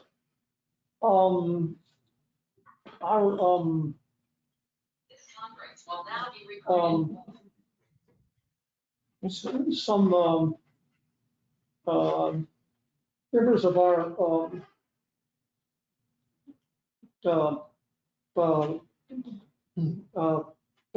of township supervisors have expressed concern that including some of the trail opportunities, I'll call them, in King George County might be putting us in a position of having to either support the construction of those trails or support the maintaining of them. Our county, being a small rural county, doesn't have money to construct trails or upkeep trails. Is there anything that we can put in this report or in this document that say there's nothing in here that financially obligates any of the localities? So putting trails into this plan doesn't financially obligate anyone. This is a planning document. Well, I would assume that, yes, but I'm just wondering if there's any way we can make that crystal clear. Jen, I met with one of them today, and that's not exactly what their concern is, and I was gonna talk to Terry about it afterwards, because it doesn't have anything, it doesn't necessarily preclude the plan going forward. Is this about the railroad heritage trail? Yeah. Okay, I did speak to somebody about that, and I need to talk to you some more about it. Yeah, but it's not necessarily the whole word. I'd like to actually propose, not quite the opposite to that, but something kind of analogous, which is to say, when you go to the DWRC board meeting, could we suggest that we recommend that the localities adopt the map that doesn't have financial obligations, it's only adopting the vision, basically saying we would like this, and then over 20 years, 30 years, whatever, we find slowly but surely funding and opportunities to actually build it.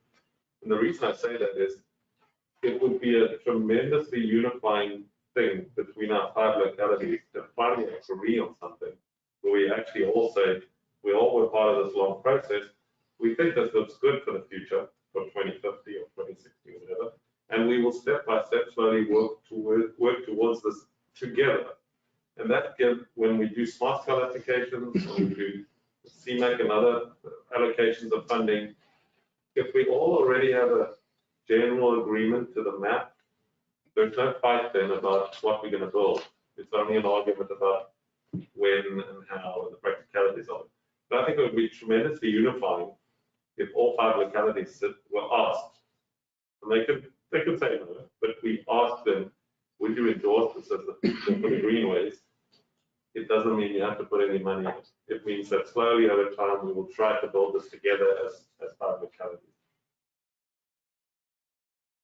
Right, that would be great. The map is currently in a draft form, we need some tweaking, but yes. That's great. Okay, the other question I had, it's on the map. The first tier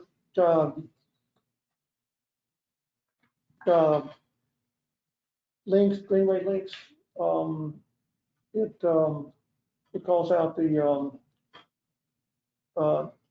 DOF grant, but DOF isn't going to actually fund those links, No. right? No, when I say DOF grant, that part of the DOF grant was for us to construct a list of our preferred links. So the grant was for us to have the working group, the 3 stakeholder meetings, and to come up with a prioritization matrix and choose Okay, the list. That's what I refer to when I say DOF. okay, great. They're not going to fund any trips. Okay, very good. Thank you. Thank you so much. All right. That's it. All right, next up, transportation alternatives project. That's me. I'll be Come done. on, work for yourself. All right. Yeah. Okay, so as Adam mentioned, it's TAP application time, and I wanted to showcase the transportation alternatives candidate project our localities are putting forth. So where are we now? Transportation alternatives is a biennial funding program that focuses on bike and pedestrian and safe routes to schools. It's a reimbursement program with an 80-20 match, which means that localities have to come up with 20% of the funding. So the portal opened in the spring, and this time around, VDOT is strongly encouraging everyone to carefully curate their applications and only submit a couple of really strong, well-designed projects. The pot of money is very small, it's only $2 million total for our entire district. So for FY23 and FY24, get $1 million each year. And they, if your project is chosen, they have to fund it for at least half of its asking amount, which is why they're trying to say, don't give us too many projects. So now localities have submitted their candidate projects to VDOT for pre-application screening. Projects are being incorporated into the FAMPO CLRP. And staff will present candidate projects for endorsement to our Transportation Advisory Committee and our FAMPO Policy Committee in September. Final applications are due October 1st. So here's Fredericksburg. Fredericksburg is offering up the Bankside Trail, which is pretty cool. It's going to be a trail that goes along from the library to the Riverfront Park, underneath the bridge here, along the trail, along the river. Off-street multi-use trail between the Riverfront Park and the library. And this is phase one. It will have other phases in the future. Spotsylvania has a Safe Routes to School application, Chancellor Park Drive sidewalk, which will connect neighborhoods to 3 schools, Harrison Road Elementary, Chancellor Middle, and Chancellor High School. Spotsylvania also has Germanna Point Syracuse Path, which is Germanna Point Drive roundabout to Lee Hill School with crosswalks on Germanna Point Drive and Lee Hill School Drive. And also Spotsylvania Parkway extension to Smith Station Road. So Spotsylvania Parkway also already has a nice shared use path and they're extending it up. It's a gap closure project because just off Smith Station, or if you're familiar, on Smith Station, there's a project called Cortland Park that proffered a shared use path, so we have a gap, and we're trying to close that. Okay. I was about to ask if you wanted to say anything, so I'm glad you. That's fine. And Stafford has Salisbury Drive sidewalk, so this will connect people from Garrisonville Road all the way to this park and ride lot, connecting to existing sidewalk and upgrades to conform to ADA requirements, including a head signal at Green Spring Drive. So it connects neighborhoods to the commuter lot, commercial area, hotels, shopping. Will it include striping for pedestrian crossing? Is that a light there? I'm sorry? Will that include striping for a pedestrian crosswalk? Yes, it will. All right, thanks. Stafford also has Forreston Woods sidewalk, a sidewalk along Forreston Woods from Sousa Drive to US 1, crosswalk and a curb ramp to Commercial Center and bus stop. So there'll be a crosswalk here, a crosswalk there, at the bus stop with a peg signal and installation of ADA compliant bus pad. Can you tell us more about this one, Brian? I wasn't as clear what this one entailed. I know it connects over to the, what is that, the sheets there on the west side? And it connects up with the bus stop as well. I think it's in the Wise. Yeah, there's the Wise. Parking lot, so. So there was some street light data on that one, right? Mm-hmm. And it was pretty high as far as that pedestrian activity and whatnot, so I think it'll be pretty helpful. Great. I'm super excited about this. Sorry, this is Yamina. I'm super excited about this. I think they're all going to be great, helpful projects. These projects will be presented to FAMPO TAC and PC at policy committee in September for endorsement. And final applications will be submitted October 1st. So if you have any questions about the changing TA process, there is a 3-hour webinar which will tell you anything you ever want to know about the process. Good luck to everyone. And that is it. I would have watched it, but the meeting is too long, so I wouldn't get there. All right. Thank you. Thank Good you, job, Carrie. Carrie. Next up, Spike Fed County and Streetlight Data Report, Mr. Lehane. Yeah. Works, perfect. So most of you have seen similar presentation of this at the feedback meeting since, I don't know, last year probably. This is something we've been working on for a while and are continuing to expand upon it. So as some of you know, we have a bike head counter program with an actual bicycle and pedestrian counter that we place at locations throughout the region. It's currently on the Fredericksburg Canal Path near the dog park. It's been there since earlier this year.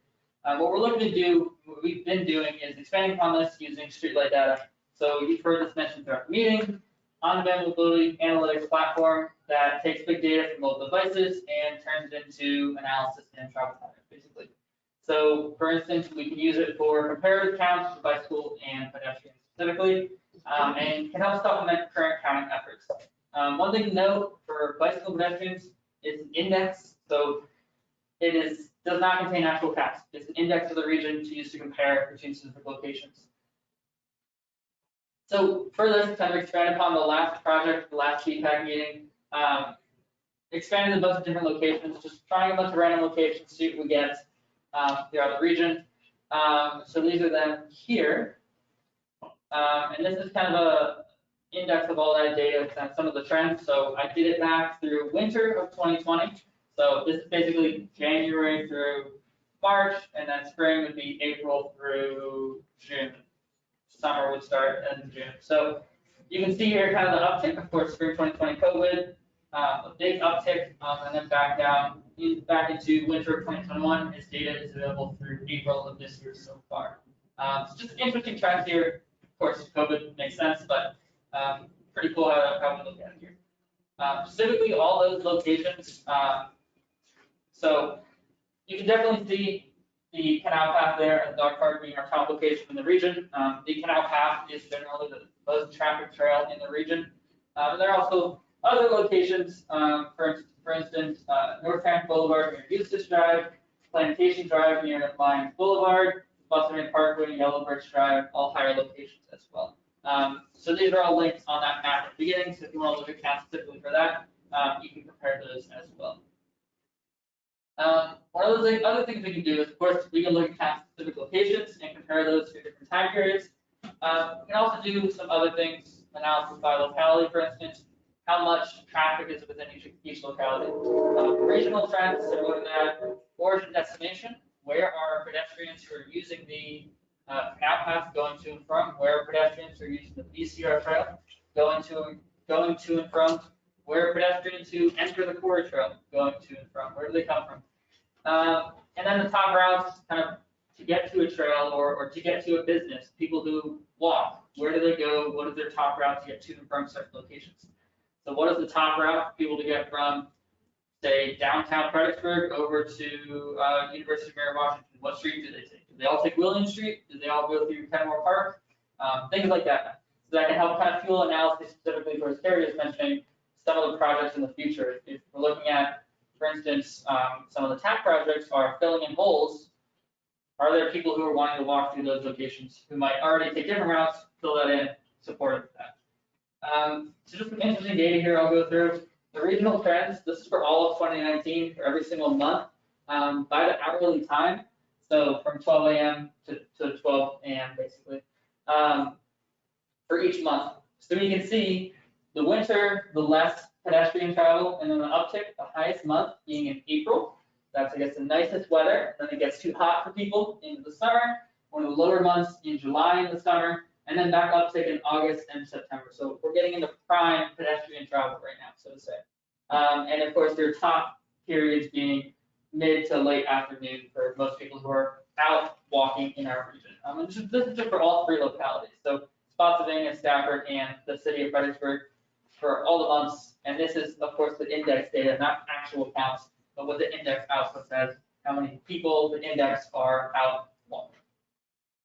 This is the same analysis, but looking at a little bit different type of way of looking at it. So the top chart here is all of that pedestrian traffic added up and divided by locality. So Spotsylvania has 39% of pedestrian traffic in our region, Stafford has 39%, and the city has 21%.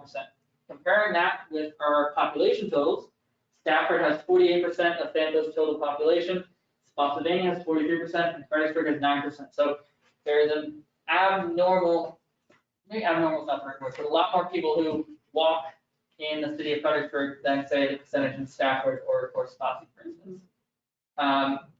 So that kind of goes to some of the development patterns, some of the density patterns, those who have built trails, have built trails, pedestrian paths, and whatnot. And then also we can look at the shared pedestrian traffic by day. To note, apparently the top day is Friday pedestrian traffic, and then Saturday. And it's only about a 0.5% difference between the two. And the least day is Sunday. So you have most people traveling on Thursdays, Fridays, and Saturdays for pedestrians, basically. So we'll continue to utilize Streetlight to find interesting metrics, interesting data points that we think are useful. And of course, continue to report at each BPAC meeting on our work. Thank you. Happy to take any questions if anybody has any. Thank you, Matthew. All right, next item is ongoing bike ped needs and concerns from the group. Just a reminder of what this is. This is just sort of a open discussion where any of the members can bring up any specific concerns or suggestions for facilities in the region. So we'll open it up and see if there's any particular areas of interest that someone wants to focus on. Mr. Chair, did you get my email showing you how to use this, Mr. Vice Chair? Did you get my email? I got the link, but I wasn't able to log in. Oh, Yeah, it's through organization. I can open it up if you would like. okay. Would you be willing to give us a little demo of how? this Yeah, works? so basically what we've done is just created an ARC online map that allows us to look at, of course, the region, the geographic region as a whole, and then Carrie shows kind of a bunch of different issues that we may see, or things that we want to upgrade. So basically selecting where do we think there are crossing improvements that are needed. One of the places Carrie mentioned was crossing improvements near Southern Town Center. So we can just place the dot for crossing improvements and type needed crossing improvements at the intersection and add kind of whatever else more that you want, and then save there. And also talk about infrastructure gaps, for instance. So we can draw a line for, hey, where are the infrastructure gaps? So we can draw that TAP project, for instance. Hey, there's an infrastructure gap here. You want to fill it, and That's awesome.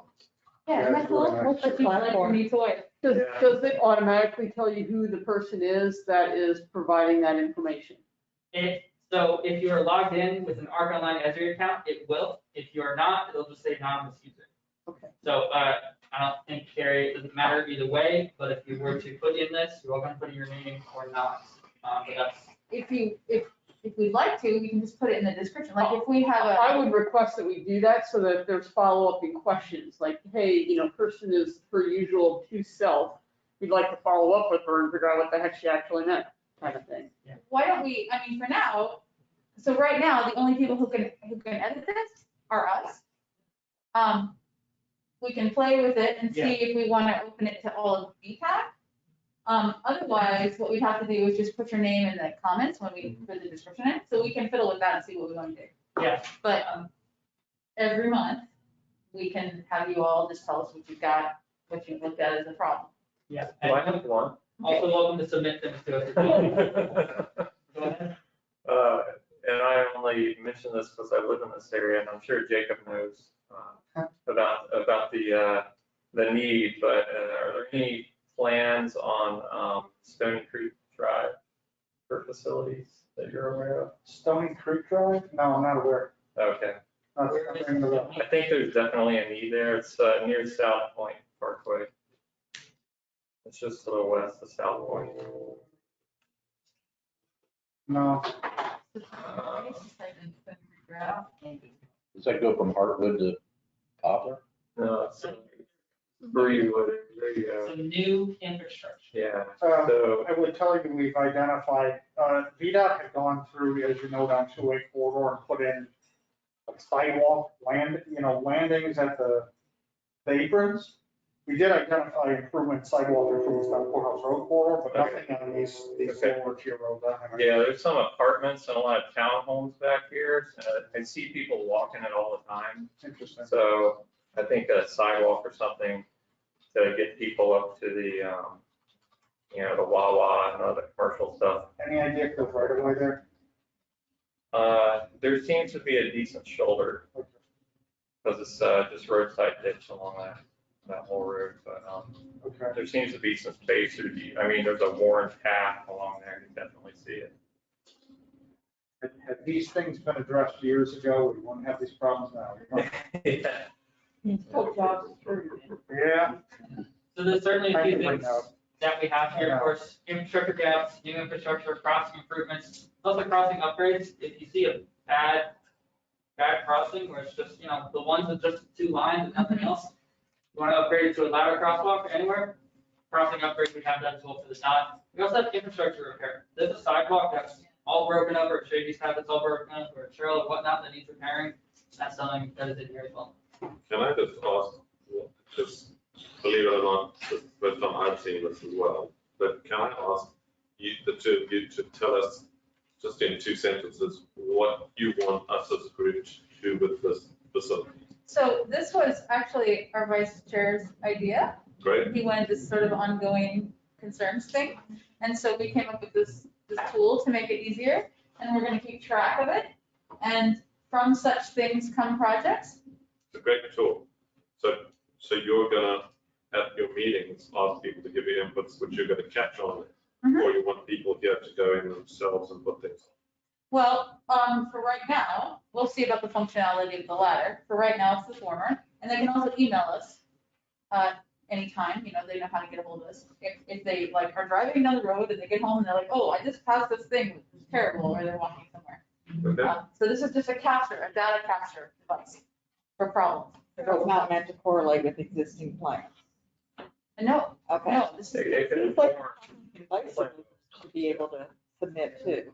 you're right. And if we can come up with some easy functionality for that, we will. Okay. But we don't want it to become like an overwhelming thing Well, where it yeah. has like 50,000 responses on it. Those are the folks with boots on the ground that'll know that there's missing infrastructure. Right. Yeah, I'm just thinking about earlier points that were made today also about, I talked barriers, but now it's barriers to get to the bus stop or something. What are those gaps or things that are inhibiting, like mass transit access and things like that? I mean, frankly, even knowing where the bus stops are, obviously the BRE station is only so many, but seeing them on the map, we can almost, if it's in proximity, like, that's kind of more of a multimodal benefit there. Right. One of the things we can talk about upgrading, this process for building this was about 5 to 10 minutes. Yeah, this is So it's just a quick throw together, but This is me going, hey, Matthew, can you build me a thing in 5 minutes? Sure. so there's certainly a ton of different layers that could be added to this in the future. The bus stops, I mean, not bus stops, the bus routes, that's only Yeah, takes that a would be- minute to just put in to already have all that. So much other data as well. Does anybody else have any input at this point? Is this link somewhere we can get to it, or would you rather us just submit things and then you put them on? For now, just submit things, but we will see what we can do about functionality to allow you all to be able to submit things. Cool, thank you. How about a link to see it? All of that, I'll be working on it, for sure. It's the first iteration. Yeah. Well, First day. one other suggestion is with that link, it may also be helpful to provide links to the localities plans that are in place, because they may already exist in a plan. I mean, one of the things that, just throwing this out of that's going to be helpful is getting the GIS files for all the localities plans and putting that on here. So people can just view it on here. Say, here's the file. Yeah. That's I love how we make Stafford our wants to work. build sidewalks, that's for Stafford, or Spotsylvania wants to show you faster trails. Oh, it's on there, but I think also, how do you connect to that trail or whatever? So, Yeah, you could just add the GIS layers for existing stuff. Or we can have you all add your GIS layer. My GIS guy, I love So there you go. Terry, I've got a couple items, and I'm not sure if it's really quite in the realm of what we're looking for here. Two things, access to the railroad trail. We are trying to acquire property at our road crossings to expand our parking area. Public has a hard time getting to the trail often because our parking lots are crowded and filled up. So I don't know if that's the kind of thing that, that's the kind of thing you're looking for here. So that, generally what we're looking for here is more like dangerous areas or like gaps in infrastructure. But that could be on here as something, if it has the potential, if it's a problem that has the potential to be solved with a project, with an infrastructure project. Well, this would be an infrastructure project. It would be the acquisition of property and the construction of a parking area. All right, And then yes. enlargement of a parking area. And this would be a couple of our primary road crossings. Okay. We actually have a very small parcel of land that the owner has offered to donate to us. And we have some grant money that we think we can include for a very, very small parking area. Then go ahead and email it to me and I can add it to them. Okay. The other thing is that that is a safety issue. We've highlighted in the greenways plan what I would call the east connection between the River Trail and Caledon Park. Yes, that's one of the segments. And that's really a very good thing. I can tell you horror stories. But the missing link is how to get from the end of that improvement along Calaban Road, where Calaban Road is an overpass over the trail. How to get down to the trail. It's going to require some engineering, or it's going to require some funding. We had a person from, a regional person from the Virginia State Parks come out to look at it, walk around, take a look. She's going to come back with some more experts. The goal for us is for them to give us some advice about what the best engineering solution there is. And hopefully we will then have an engineering plan that we can go forth with for some grants.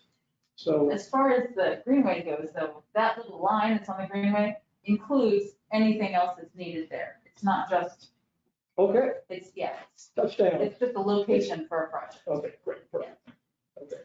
All right. Anything else, everybody, on this? Right. I would say that I'm getting envious of looking at the Chatham Bridge right now and the downstream crossing, and every single time I'm walking, jogging, or bicycling across Route 1, it just makes that, longing for Chatham open up even more. So I don't know whether VDOT has on their list the Route 1 bridge, or when that's it's gotta be on the list somewhere, right? Get worked on, but I had heard once upon a time, sadly, that they had already worked on that area and they weren't going to be working on it again anytime soon, but we sure wish that they would. it might be worthwhile just starting to put it on some lists. That crossing, Yeah. so that it's analogous to what we've got now on Chatham. Yes, it would be wonderful. Make a lot of sweet noises about it. I was sitting in traffic one day and there was a guy who was walking from one of the auto parts on the north side, and he beat me across the bridge. Every single time I pass everybody in traffic as I'm jogging across, I'm like, and I live. He's like walking home from work faster than I would. Can you email that comment to VDOT? Is that on Friday? Could be in. Yeah. I mentioned a comment like that to them and they didn't want to believe me, so maybe you want to just send them an email. I did have a dude one time in the truck, like hit a heavy puddle and completely soaked me in water. And I was singing his praises as I was going down the road, of course. When we got to the next stoplight, he actually rolled down his window and he said, sorry, because he didn't realize I was there. So they're all like that, That's like a whiteout condition when that happens. I have it on blue and gray sometimes, where it just, you can't see. I go way over your car. All right. Correspondence, any to report? We have not gotten any correspondence. Staff reports? Staff reports. So I do have a bit of information, a bit of business. We have some citizen reps that have not come for many meetings. And I thought, it's been a weird time. Everything's been online. So I wanted to know what you folks would like to do about it. Would you like me to send them a little warning letter and say, if you don't show up, we're going to have to bump you? Or should I just send them a letter that says, we bumped you? Which would you rather I do? Because in the bylaws, it says that staff, if they've missed 3 times, staff can just choose to bump them. But these are weird times and we haven't had normal meetings, we've had online. So what would you like to do? Wonder if it would be appropriate for the chairman to write them a little email, hate to offload stuff on the chairman, but. Yeah, maybe, I'm just thinking at first that might be appropriate just to gauge their interest to see if they're still even interested in being on the committee. Okay. Maybe they had some unique circumstances they were dealing with, but. Maybe send them a copy of the bylaws. Well, that too. Yeah. We haven't seen you for a while. Right. Are you okay, or are you like not gonna Did be you coming? move to Montana? So should we have that come from the officers or from me? I think it could come from you if you're okay with that. Okay, then I will do that and I will CC you and Craig on it. Just, how you doing? We miss you. Would it not hurt to maybe CC the rep from that jurisdiction? Oh, as well. So that way, because we may or may not have a connection with that person if we help recruit. And I would also suggest that messaging to say, if your circumstances or interests have changed, please let us know that so that we can appoint someone who can serve in that space. Yeah, that sounds good. Okay. This is Yamina. If I may just ask a quick question. Does a quick phone call usually work? Like, hey, are you alive? Kind of phone call, like you were saying, Gary? Yes, I could perhaps do that. People who know. I know that's a lot of work. I know you already have a high stress load, so but sometimes when it's hard to reach someone, just a simple phone call, like, hey, just checking in on you. Hey, just a reminder, didn't catch you by email. Da da da da da da. And I'll volunteer myself to help call if you need. If you need extra support, just let me know. I'm here for you, or anyone else. If you have extra stuff. I actually don't know that we have their phone number. But I will check. I'm sorry, what was that? You don't know that what? Think that we necessarily have their phone numbers. We have their email, but we don't necessarily have their phone numbers. But I will check. Oh, okay. That's a good idea. Okay, yeah. My other item is more positive. If you have the ad, we are hiring an intern. So if you know anyone, let me see. So we are hiring a transportation planning intern. If you know any likely folks who might be interested in that, send them our way. Are you also putting out word at the universities? We are. I figured, but. Great. That's it for me. All right, thank you. All right, member reports. We'll just go down the list. First off, I don't have anything to report. King George. Not that just in this, although we are currently recruiting for a planner to work with our community development department and a principal engineer who would concentrate on transportation and stormwater management, environmental stuff. So lots of things that we come to meetings for in this building. So if you have any connections to your professional groups, all my planning friends that might help us, that would be great. Part of the thing with the engineer is that person might very well be the succession plan into Travis Gleasonberry's job when he finally retires for real. He's our current county engineer, so there's definitely upward mobility possibilities in that position as well. Great. All right, Spotsylvania. Just a quick thing for the group that's fairly significant. On September 14th, we're headed to the Board of Supervisors for our comprehensive plan update, the major update. We've had a number of amendments since the last major update in 2013, but this is really our major 5-year update, accounting for those things. We're asking the board to reordain our Trailways Master Plan as part of that. It was adopted in July of 2020, but we're getting the entire document updated all with the same approval date. Some minor amendments to the transportation chapter to accommodate some more road projects. But yeah, so that's coming up September 14th. We had the Planning Commission public hearing. Was it last week? I did an hour and a half long presentation to our Planning Commission, but we have a recommendation of approval, unanimous on that. So things are moving forward. Just want to pass that along. Thank you. Great. Vida? We're moving along with pipeline projects. There are 4, I guess, in the Fampo region, 2 in Stafford, 2 in Spotsy. And they all include multimodal elements. And we're just had sort of an initial kickoff meeting. Right now we're developing the framework documents. Then we'll have some working group meetings and then circle back with the localities or counties in probably October, early October. To go over some recommended improvements and considerations of elements we might not have considered. But that will include, active transportation as well. The consultant on that is VHB, and we're working with Chris Daly, who does, I understand, some engineering work also for VDOT. And then I just had a question. Prince William County has a huge forest that is open green space. National Park, not county. Okay, National Park, right. Yes, definitely. I'm wondering if anything like that is planned for this region. You know, a big, huge green space that'll be preserved for decades. Because if you're not considering it as a region, it seems like maybe we should because of the amount of growth coming into Fredericksburg, Spotsylvania, and Stafford. And I know I go over to that forest a lot and do a lot of hiking, I do some biking, but not as much. The history of that is it came in as part of the recreation demonstration era during the 1930s and 40s. Some were turned into state parks, like Pocahontas State Park. Other ones were converted into national park units. Okay. Prince William Forest Park was specifically designated both as a recreational space for the youth to get out of DC, including what we would call underrepresented youth right now, right? And as a watershed. Right along the creek. Well, it's the headwaters to some major waterways, and so watershed quality because there was the pyrite mines that were there. Right. So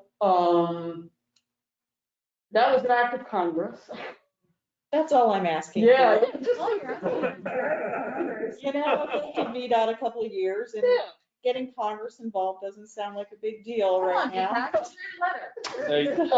What I would suggest is finding that same sort of thing where you can get that conglomeration of preservation, recreation, respite, and restoration, because that was part of it too, because it was mining. Yeah, tobacco farming. Exactly. So if you can find a space that would be maybe an area that had extensive mining. We have gold mines out in, Orange and Spot City and that sort of thing.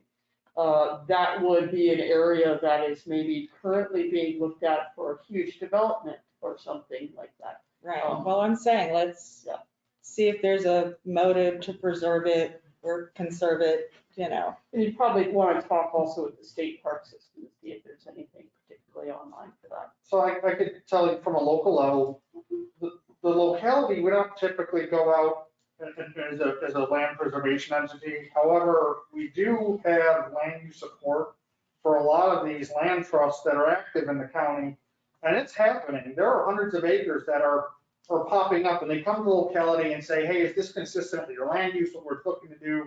One of the things that we try to advocate for, though, is that they're not so restrictive, that if we have a planned High River Trail, that it doesn't take that opportunity off the big one that was added shortly after the solar plant was approved was the Oakley Wildlife Management Area. That, I think, is over 1,000 acres. It's a fairly significant one. So who owns that? Like, I know Battlefield Trust does Civil War stuff. If I'm not mistaken. Yeah. I think it's Game Inland Fisheries on that. Okay. And the nice thing about that one actually is, and right now, I don't think it's an equestrian use, but if you look at the Trailways Master Plan from the county, one aspects of that, we talked about quite a bit, but one of the things that we looked at with our plan was this Lake Anna State Park Connector Trail, which would connect down to Lake Anna State Park going up the transmission line corridor. And then there's this Todd's Tavern Spur Trail that goes off.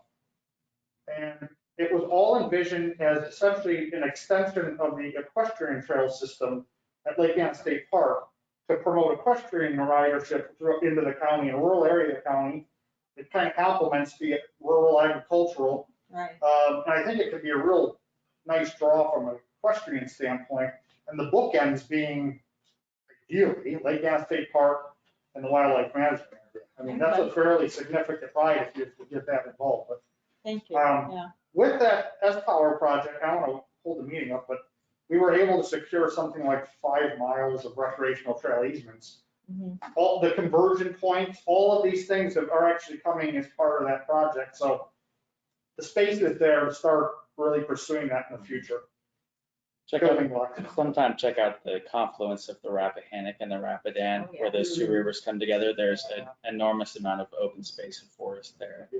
I dream someday about trying to preserve that. Well, yeah, that's the thing. Not a lot of it is pine plantation there, which maybe. While you're pointing out growth rates, don't forget that 2020 census figures are showing that King George County is only growing 1% slower than Spotsylvania. So let's not pretend that King George is like a Sleepy Hollow. They're No, all no. growing. They're all growing fast, including the Right. rural parts, Caroline a little less, but. And I King George is- noticed your statistics and surveys didn't take into account, well, people weren't talking about going to Richmond, but I actually know maybe 4 people, it's not many, who are commuting from like Spotsylvania to Richmond instead of going toward Northern Virginia and DC. There's some in the survey, but percentage-wise, they're less than. normal. Right. But that's been developing, it seems. So, the only other comment I had, I guess, I know it's not comments, it's not VDOT related, but I'm wondering if FAMPO has sort of an inventory of where all the bus stops are, what infrastructure is available, whether or not the buses have bike racks, sort of what's needed in order to promote existing This fellow over transit. here has these things. Okay, that's good. Wondering if that might be more of a Fred question. It is a Fred We have question. the same Oh, I'm data. sure, I've yeah. been working for them, but they haven't. Yeah, and then also, like I know for the park and rides, we don't even have, at least last time I was there, we didn't have signage out to say, hey, you can park here. I mean, like, they were striped with what, blue or something for some of the lots, but I don't think there's a lot of education as to how people can use those spaces. So just throwing it out there, let's encourage people to use what we have.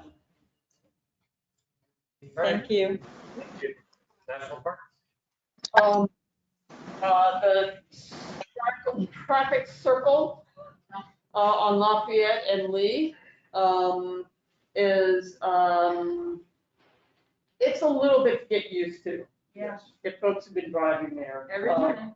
Too curvy as far as You're I'm. an expert. Woo! Yeah, I'm an expert at that. Coming in hot on that. The Yeah. one at the curb, they're coated Yeah. rubber. They need like a little ramp on the side of it. Yeah, thank God it's not ours. However, I get hate mail about it constantly. It's mostly about folks that are wanting to use that as a commuter route, right? Like they want to get onto Lee Drive and use it to get the Lansdowne or vice versa. And that circle, which is not new, and that circle has just really changed sort of the way that they're accessing it and that sort of thing. So I just want you all to know that we're aware that there's a challenge there. It's not anything that we necessarily feel like the park can solve, but we're aware of it. What we are able to do and what we are doing already, and so you may be already seeing this, is where the crosswalk is, because there is that crosswalk that is south on the road, but going up the hill, right? So up the hill is going south. So past the circle, going up the hill, there's now a crosswalk that brings you across Lafayette over to Lee Drive. We're creating that safe landing spot.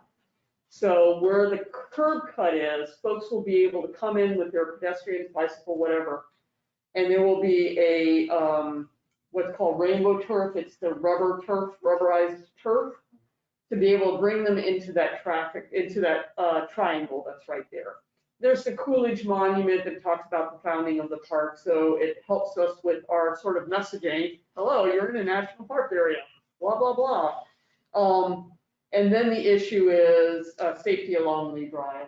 We continue to have sort of just this conflicting interest behind people that want to drive it and use it as a route to get somewhere versus why we exist since the 1920s, for it to be a park setting for people to enjoy themselves on a leisurely drive, bicycle, walk, that sort of thing. You know, you saw that. Make it one way. Yeah, well, I mean, we continue to think about that as a potential for doing that. Car free. Or car free. So when you talk about the road diets, I made a note here that we've done that in some other areas of the park. And I would be interested in soliciting feedback and thoughts from this group about the traffic patterns and use patterns along Lee Drive. It's tremendously popular in the biking community. I always hate it when we have to do the road surfacing because it just like screws it up for a couple of months. I'm sorry, but I promise it'll make it better. Spotsylvania is real good at it. But I do look forward to getting feedback on that, how we might be able to change things to make it better. Our goal is to have it as a safe space for all kinds of users, less so for the commuters. The circle's made it really hard for us to get in and out of I there. know. And it would be helpful. We try to ride regularly in the evenings, especially in the off season. More lighting in that area would be helpful.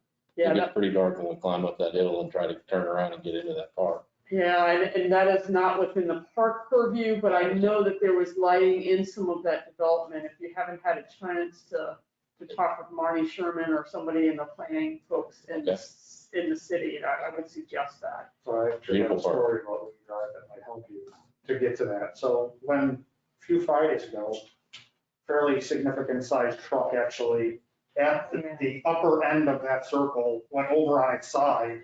Oh, yeah. And the traffic ended up having to be routed through, but like immediately around, like that little triangle there to exit back out to get around the circle. Yep. And so I'm actually a commuter, so I took that route as well, but well, I'll tell you what, you get a truck turnover in there or something, it's great. Yeah. Have you considered seriously like making it one way from Lansdowne towards Lafayette? Since the day I got here. I live over by Bloody Angle and that section over there is one way and I think it makes a huge difference. And that was changed, Blood Angle was changed one way not that many years ago. Yeah, not that many years ago, and it makes it peaceful. Yeah. Like everybody's walking over there. It's Yeah, nice. I think there was a challenge, and maybe this isn't for the notes, but just for folks that are here, I think there was a political challenge, right? In the past leadership at the park, that they didn't want to maybe poke that bear. I'm close enough to retirement. Yeah.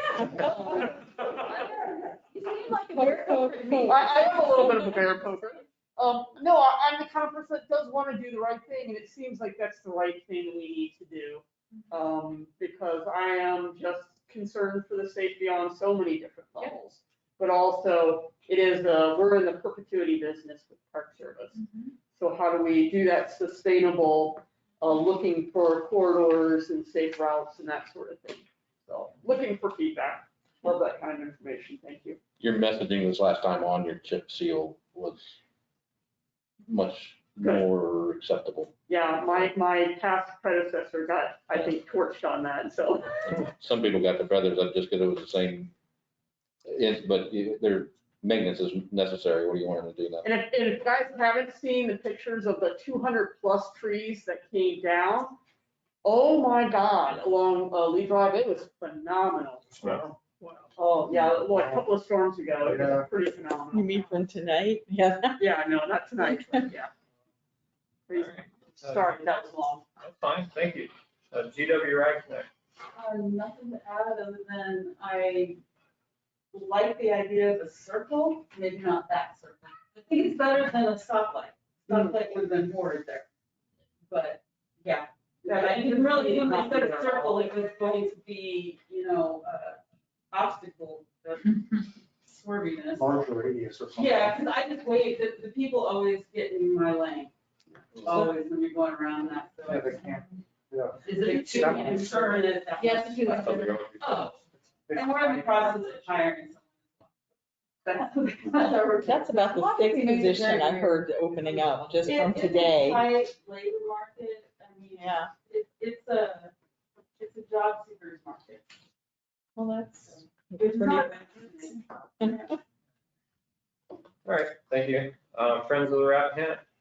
Nothing for FOR, but I'm a member of the Fredericksburg Planning Commission, and I wanted to point out that we're doing a comprehensive plan update, a small area plan for the entire city west of I-95 right now, which is the largest small area by geography in the city. And there's a lot of really far-reaching stuff in that plan. There's a lot of good bike and pedestrian proposals, and also they're formally expressing their support for a new interstate interchange at exit 131, most likely, assuming that the city council goes along with it. So we got a couple more meetings before that goes to a public hearing. It'd probably be in October, I'm told, when that goes to public hearing. Are they still going with just an off ramp or a full interchange? No, they want to do the whole thing. Yeah, Okay. it looks like they want to do access and off-ramp both directions. Where would this be, Harrison Road? No, this is. Gordon the- Shelton Boulevard, this is which is in Celebrate, Virginia South. I think Harrison Road is more like, would be exit 120. Yeah, that would be one. That's a different, yeah. Let them go over that. But I couldn't even find it in this plan. Maybe it's many, many years down the road. I don't know. Yeah, you can stick with it. All right, Fredericksburg Trails Alliance. Yeah, the last 6 months have been busy for us. We've been fortunate enough to win several grants. We're currently building 2.5 miles, 2 stacked loops at Moss Run. We've won a grant for 2 bike repair stations. One's installed at Moss Run. We're presenting to the Pathways Committee next week for one at the Fall Hill, Friends of the Rappahannock intersection. There's a little bike rack there already, so we want to install one right there. And additionally, we secured funding for Mott's Run signage to match the Quarry Trail signs we did last year. So it's interpretive QR codes to show you where you're at and scan them on the trail. So a lot of cool stuff happening right now. Great. Congratulations on your VDOT. Yeah. River Road, I've been informed of that. Right. So we are working from trying to connect Mott's Run to Dixon Park is the goal. And of course, we're doing the natural surface part of that. And we're trying to get from Mott's Run to Celebrate, Virginia, a small piece of spotty land there and a river road crossing. VDOT has approved a pedestrian crossing on River Road. How we get that done with the help of Spotsylvania is ahead of us, but we do have an approval of a crossing, which is hugely important. That's excellent. Does that then connect to the Quarry Trail system? It does. There is still a piece of private property in there between those two, but that is also. Never walked out that far before. Right, yeah. So the goal is getting closer, getting to the point of connecting the sidewalks of nowhere. We have been doing piece by piece, small maintenance trail here, and eventually we'll have the bridge to Summit. And so County Admin Attorney's Office really will kind of finish that process off. I know Wanda had communicated this to our Parks and Rec Director as well as Public Works, so things are in motion. Yeah, it ultimately was kind of a county admin, because I can't make the call on granting access over county property. It just ended up kind of going up my hands. Yeah, definitely. Definitely put a lot of effort into it, and I helped get a narrative put together. That's basically why. It wasn't that. No, I do. Yeah, I appreciate that. Thank you. Great progress. All right, Potomac Heritage and Dahlgren. Yes, thank you. Yeah, real quickly here, we had an acting superintendent of the Potomac Heritage National Scenic Trail for about half a year. Thank you. And her term ended, and so we don't have a superintendent now. But luckily enough, the acting superintendent, a real nice gal named Ann O'Neill, really a live wire, you know her, Kristen. Yeah, really a live wire, has been tasked to work with us on the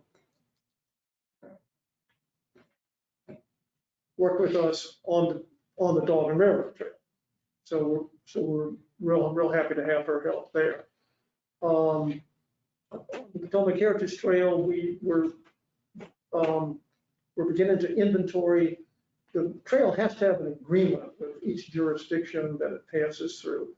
And we haven't looked at those for a long time. I think some, maybe most, are out of date, have to be renewed. So we'll probably in the relatively near term be coming around to each jurisdiction, which is King George, Stafford, and Fredericksburg. The trail actually passes through Fredericksburg to start talking about that. As far as the Dahlgren Railroad Trail goes, I've talked about that some, so I won't repeat anything. We have a constant need to improve our parking areas, as I indicated. We have a contractor coming to work on paving and applying gravel to our Indiantown Road parking place. I don't know if you guys have ever been there, but it's very, very rough. He's gonna pave the up part ramp and then gravel it the rest of the way down. Which ought to be a huge improvement on that particular parking area. The only other thing that is sort of interesting about the trail, we've had as a goal for many, many years to apply 21A gravel or a nice gravel mixture along the whole trail. This is a nice gravel that almost turns real hard, so it's a real nice riding surface, but it's not so rock solid like asphalt. We had a guy who came down, really avid rider, rides all over the country. He's an officer at Andrews Air Force Base, and he came down the trail, first time ever, rode the whole length of the trail and back. And I was talking to him, and he said how much I love that the tread is not the same all along the trail. I love the way it goes from gravel to dirt to mud to. I said, oh yeah. And he said, don't change a thing. I love it. Don't change a thing. So maybe we need to go back if that's really an attraction. That's kind of really unusual in the trails community, that it's not just a uniform path type all the way along. Maybe that's an attraction that we're just not realizing as an attraction. And the last thing I'll mention is, you all know, because I'm sure I've talked about it before, that we've long had plans to move the trail out of the Little Lark Baptist Church, which is a minority church. The Navy put the railroad through their cemetery back in 1942. Ever since we came along, we've been working to try and route the trail around the cemetery, and so we can give that swath of land back to the church. We think we're making progress, knock on wood, but it's amazing how you make a little progress and think you've got all the dominoes lined up, and all of a sudden 2 or 3 more dominoes and catch-22s pop up. But we, with the cooperation of the church, neighboring landowners, we do think we are making progress, and hopefully maybe within the next year, we'll be able to have a big signing ceremony of all the deeds of transfer and all that. So stay tuned. Thank you. FTC, John? Thank you. 3 things real quick would be, this year we started a gravel ride. We've been hitting AP Hill. We do a gravel ride once a month. And we have a group of about 15 avid gravel riders interested in checking that out. Not so much the road riding, then join us. This Sunday, we're going to leave King George, run around Warsaw, and come back for a century. So looking for something kind of challenging out in the backwoods. Beautiful ride all through King George and Warsaw and back. But most importantly is the Cannonball. We have the Cannonball Century. You can go to cannonballcentury.com. We got beat up the last couple of years by the pandemic, hurricane. We've been given a promise from the Almighty above. We're going to have great weather and no pandemics. And that's not exactly confident. Okay. I got one better than you. But we've implemented several new things into this year's Cannonball, and as a result, we have more pre-registered riders than we've had possibly ever. I'm trying to get in touch with Morgan to see exactly where we are as far as the record count, but there's a good chance we can sell out. So if you're looking to join us September 25th, sign up today. And last but not least, the citizen reps. Mr. Frank, have anything to add? No, I don't, but hey, just happy to be here. I'm Aaron, and just joining up with you also. Look forward to learning from you. Looking forward to hopefully contributing something. But, you know, questions from me, I'm glad to talk now or offline. Thank you. And remind me of where you're representing for. See Fredericksburg. Thank you. Welcome. Thank you. Yamina, you still on the line? Yes, sir, I am. Thank you for not forgetting me. Thank you for remembering me. I really appreciate that. Not many updates for Stafford County. There are some initiatives I expect to be engaging myself in, and also bringing in a couple other people, including Carrie and possibly Adam as well. And that would be creating a transportation pathway from Mary Washington Hospital in Stafford to Mary Washington Hospital in Fredericksburg. If not a bike path, then also a direct route through Fred Bus that goes from hospital to hospital, especially in the midst of this pandemic going on. And the new surge of the Delta variant. So that's the first one. And then the second one is I'd also want to add to the nice woman with the red shirt on who mentioned national parks.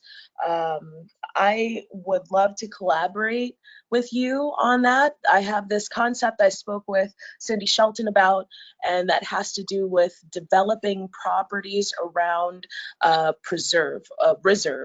wildlife reserve. I think it's called reserve.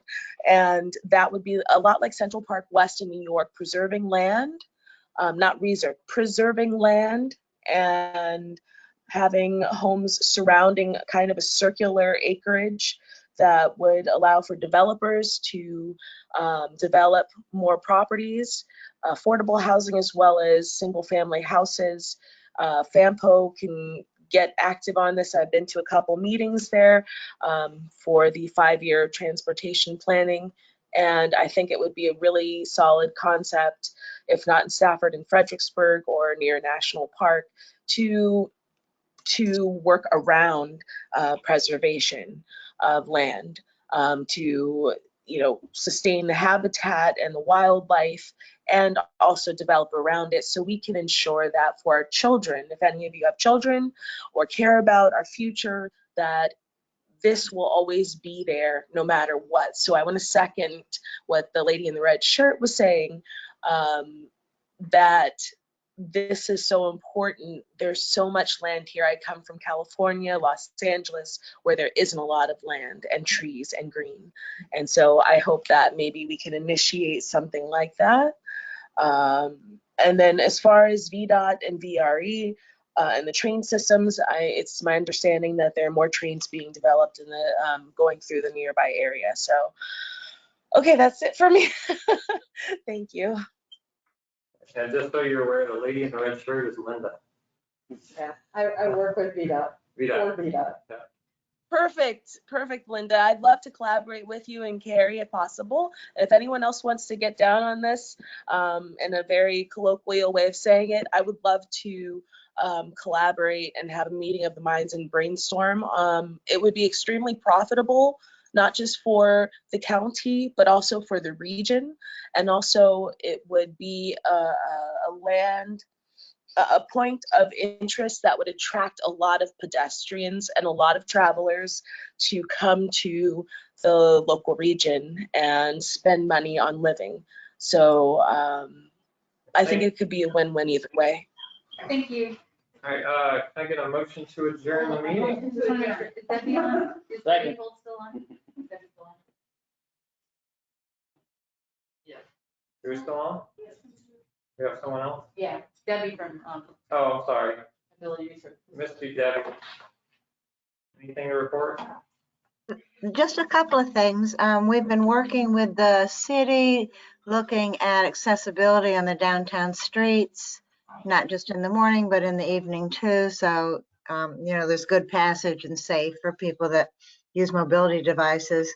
We've also been engaging our consumers on, putting their comments forward on this long-range plan, and hopefully enhancing opportunities to make more transportation options available for people with disabilities that you know, particularly the folks that live out in the county and can't get on the Fred bus system, or they are too far for a deviated route. And so we're looking at where the opportunities are to be thinking over the next several years how things can get a little more accessible for folks with disabilities. One thing that came to my attention the other day, and it wasn't because anybody contacted me, I guess I saw it on, I don't know, an email or something, that the city's looking at changing several of the one-way streets to two-way, and had one meeting already at the Red Dragon Brewery, and they're going to have another one coming up. I don't know how this will impact transportation as far as, you know, slowing down traffic. I know that that's an issue. I'm a little concerned with what would happen if they changed the road in front of the high school, because it already backs up when they're going in and out. So if it was two ways, it would be backed up for a long time. So I don't know if anybody has anything that they know about that, because that's all I know. I know a little about that, Deb. You can get my email off the roster and email me, and I can give you some information on that. This And is you are? Adam Lynch. Okay, Adam. All right. And Deb, this is Aaron Frank, the citizen rep from Fredericksburg. I know anecdotally a little bit about it, but would be glad to support and learn with you. This could be a good opportunity for safe routes to school with the slowing of streets and two-way directions. So there could be some good momentum for a lot of the initiatives in this group. Right. I mean, having property over there on Princess Anne Street with our DME reuse program, we know how speedy people can be going down Prince on the when it's one way. They go really fast, dangerously fast. So. Aaron, again, I guess I'm spilling into what could be a de facto city report, is that I'm also lobbying the city to do some traffic calming on Caroline on that end of town as well. Right. Okay. Yes, I'd be interested in that. Thank you. Thank you. Deb, is anyone else? And was there a motion to adjourn? Motion to adjourn. A second. All in favor? Opposed? All right. Meeting adjourned. Thank you. You will be- Right.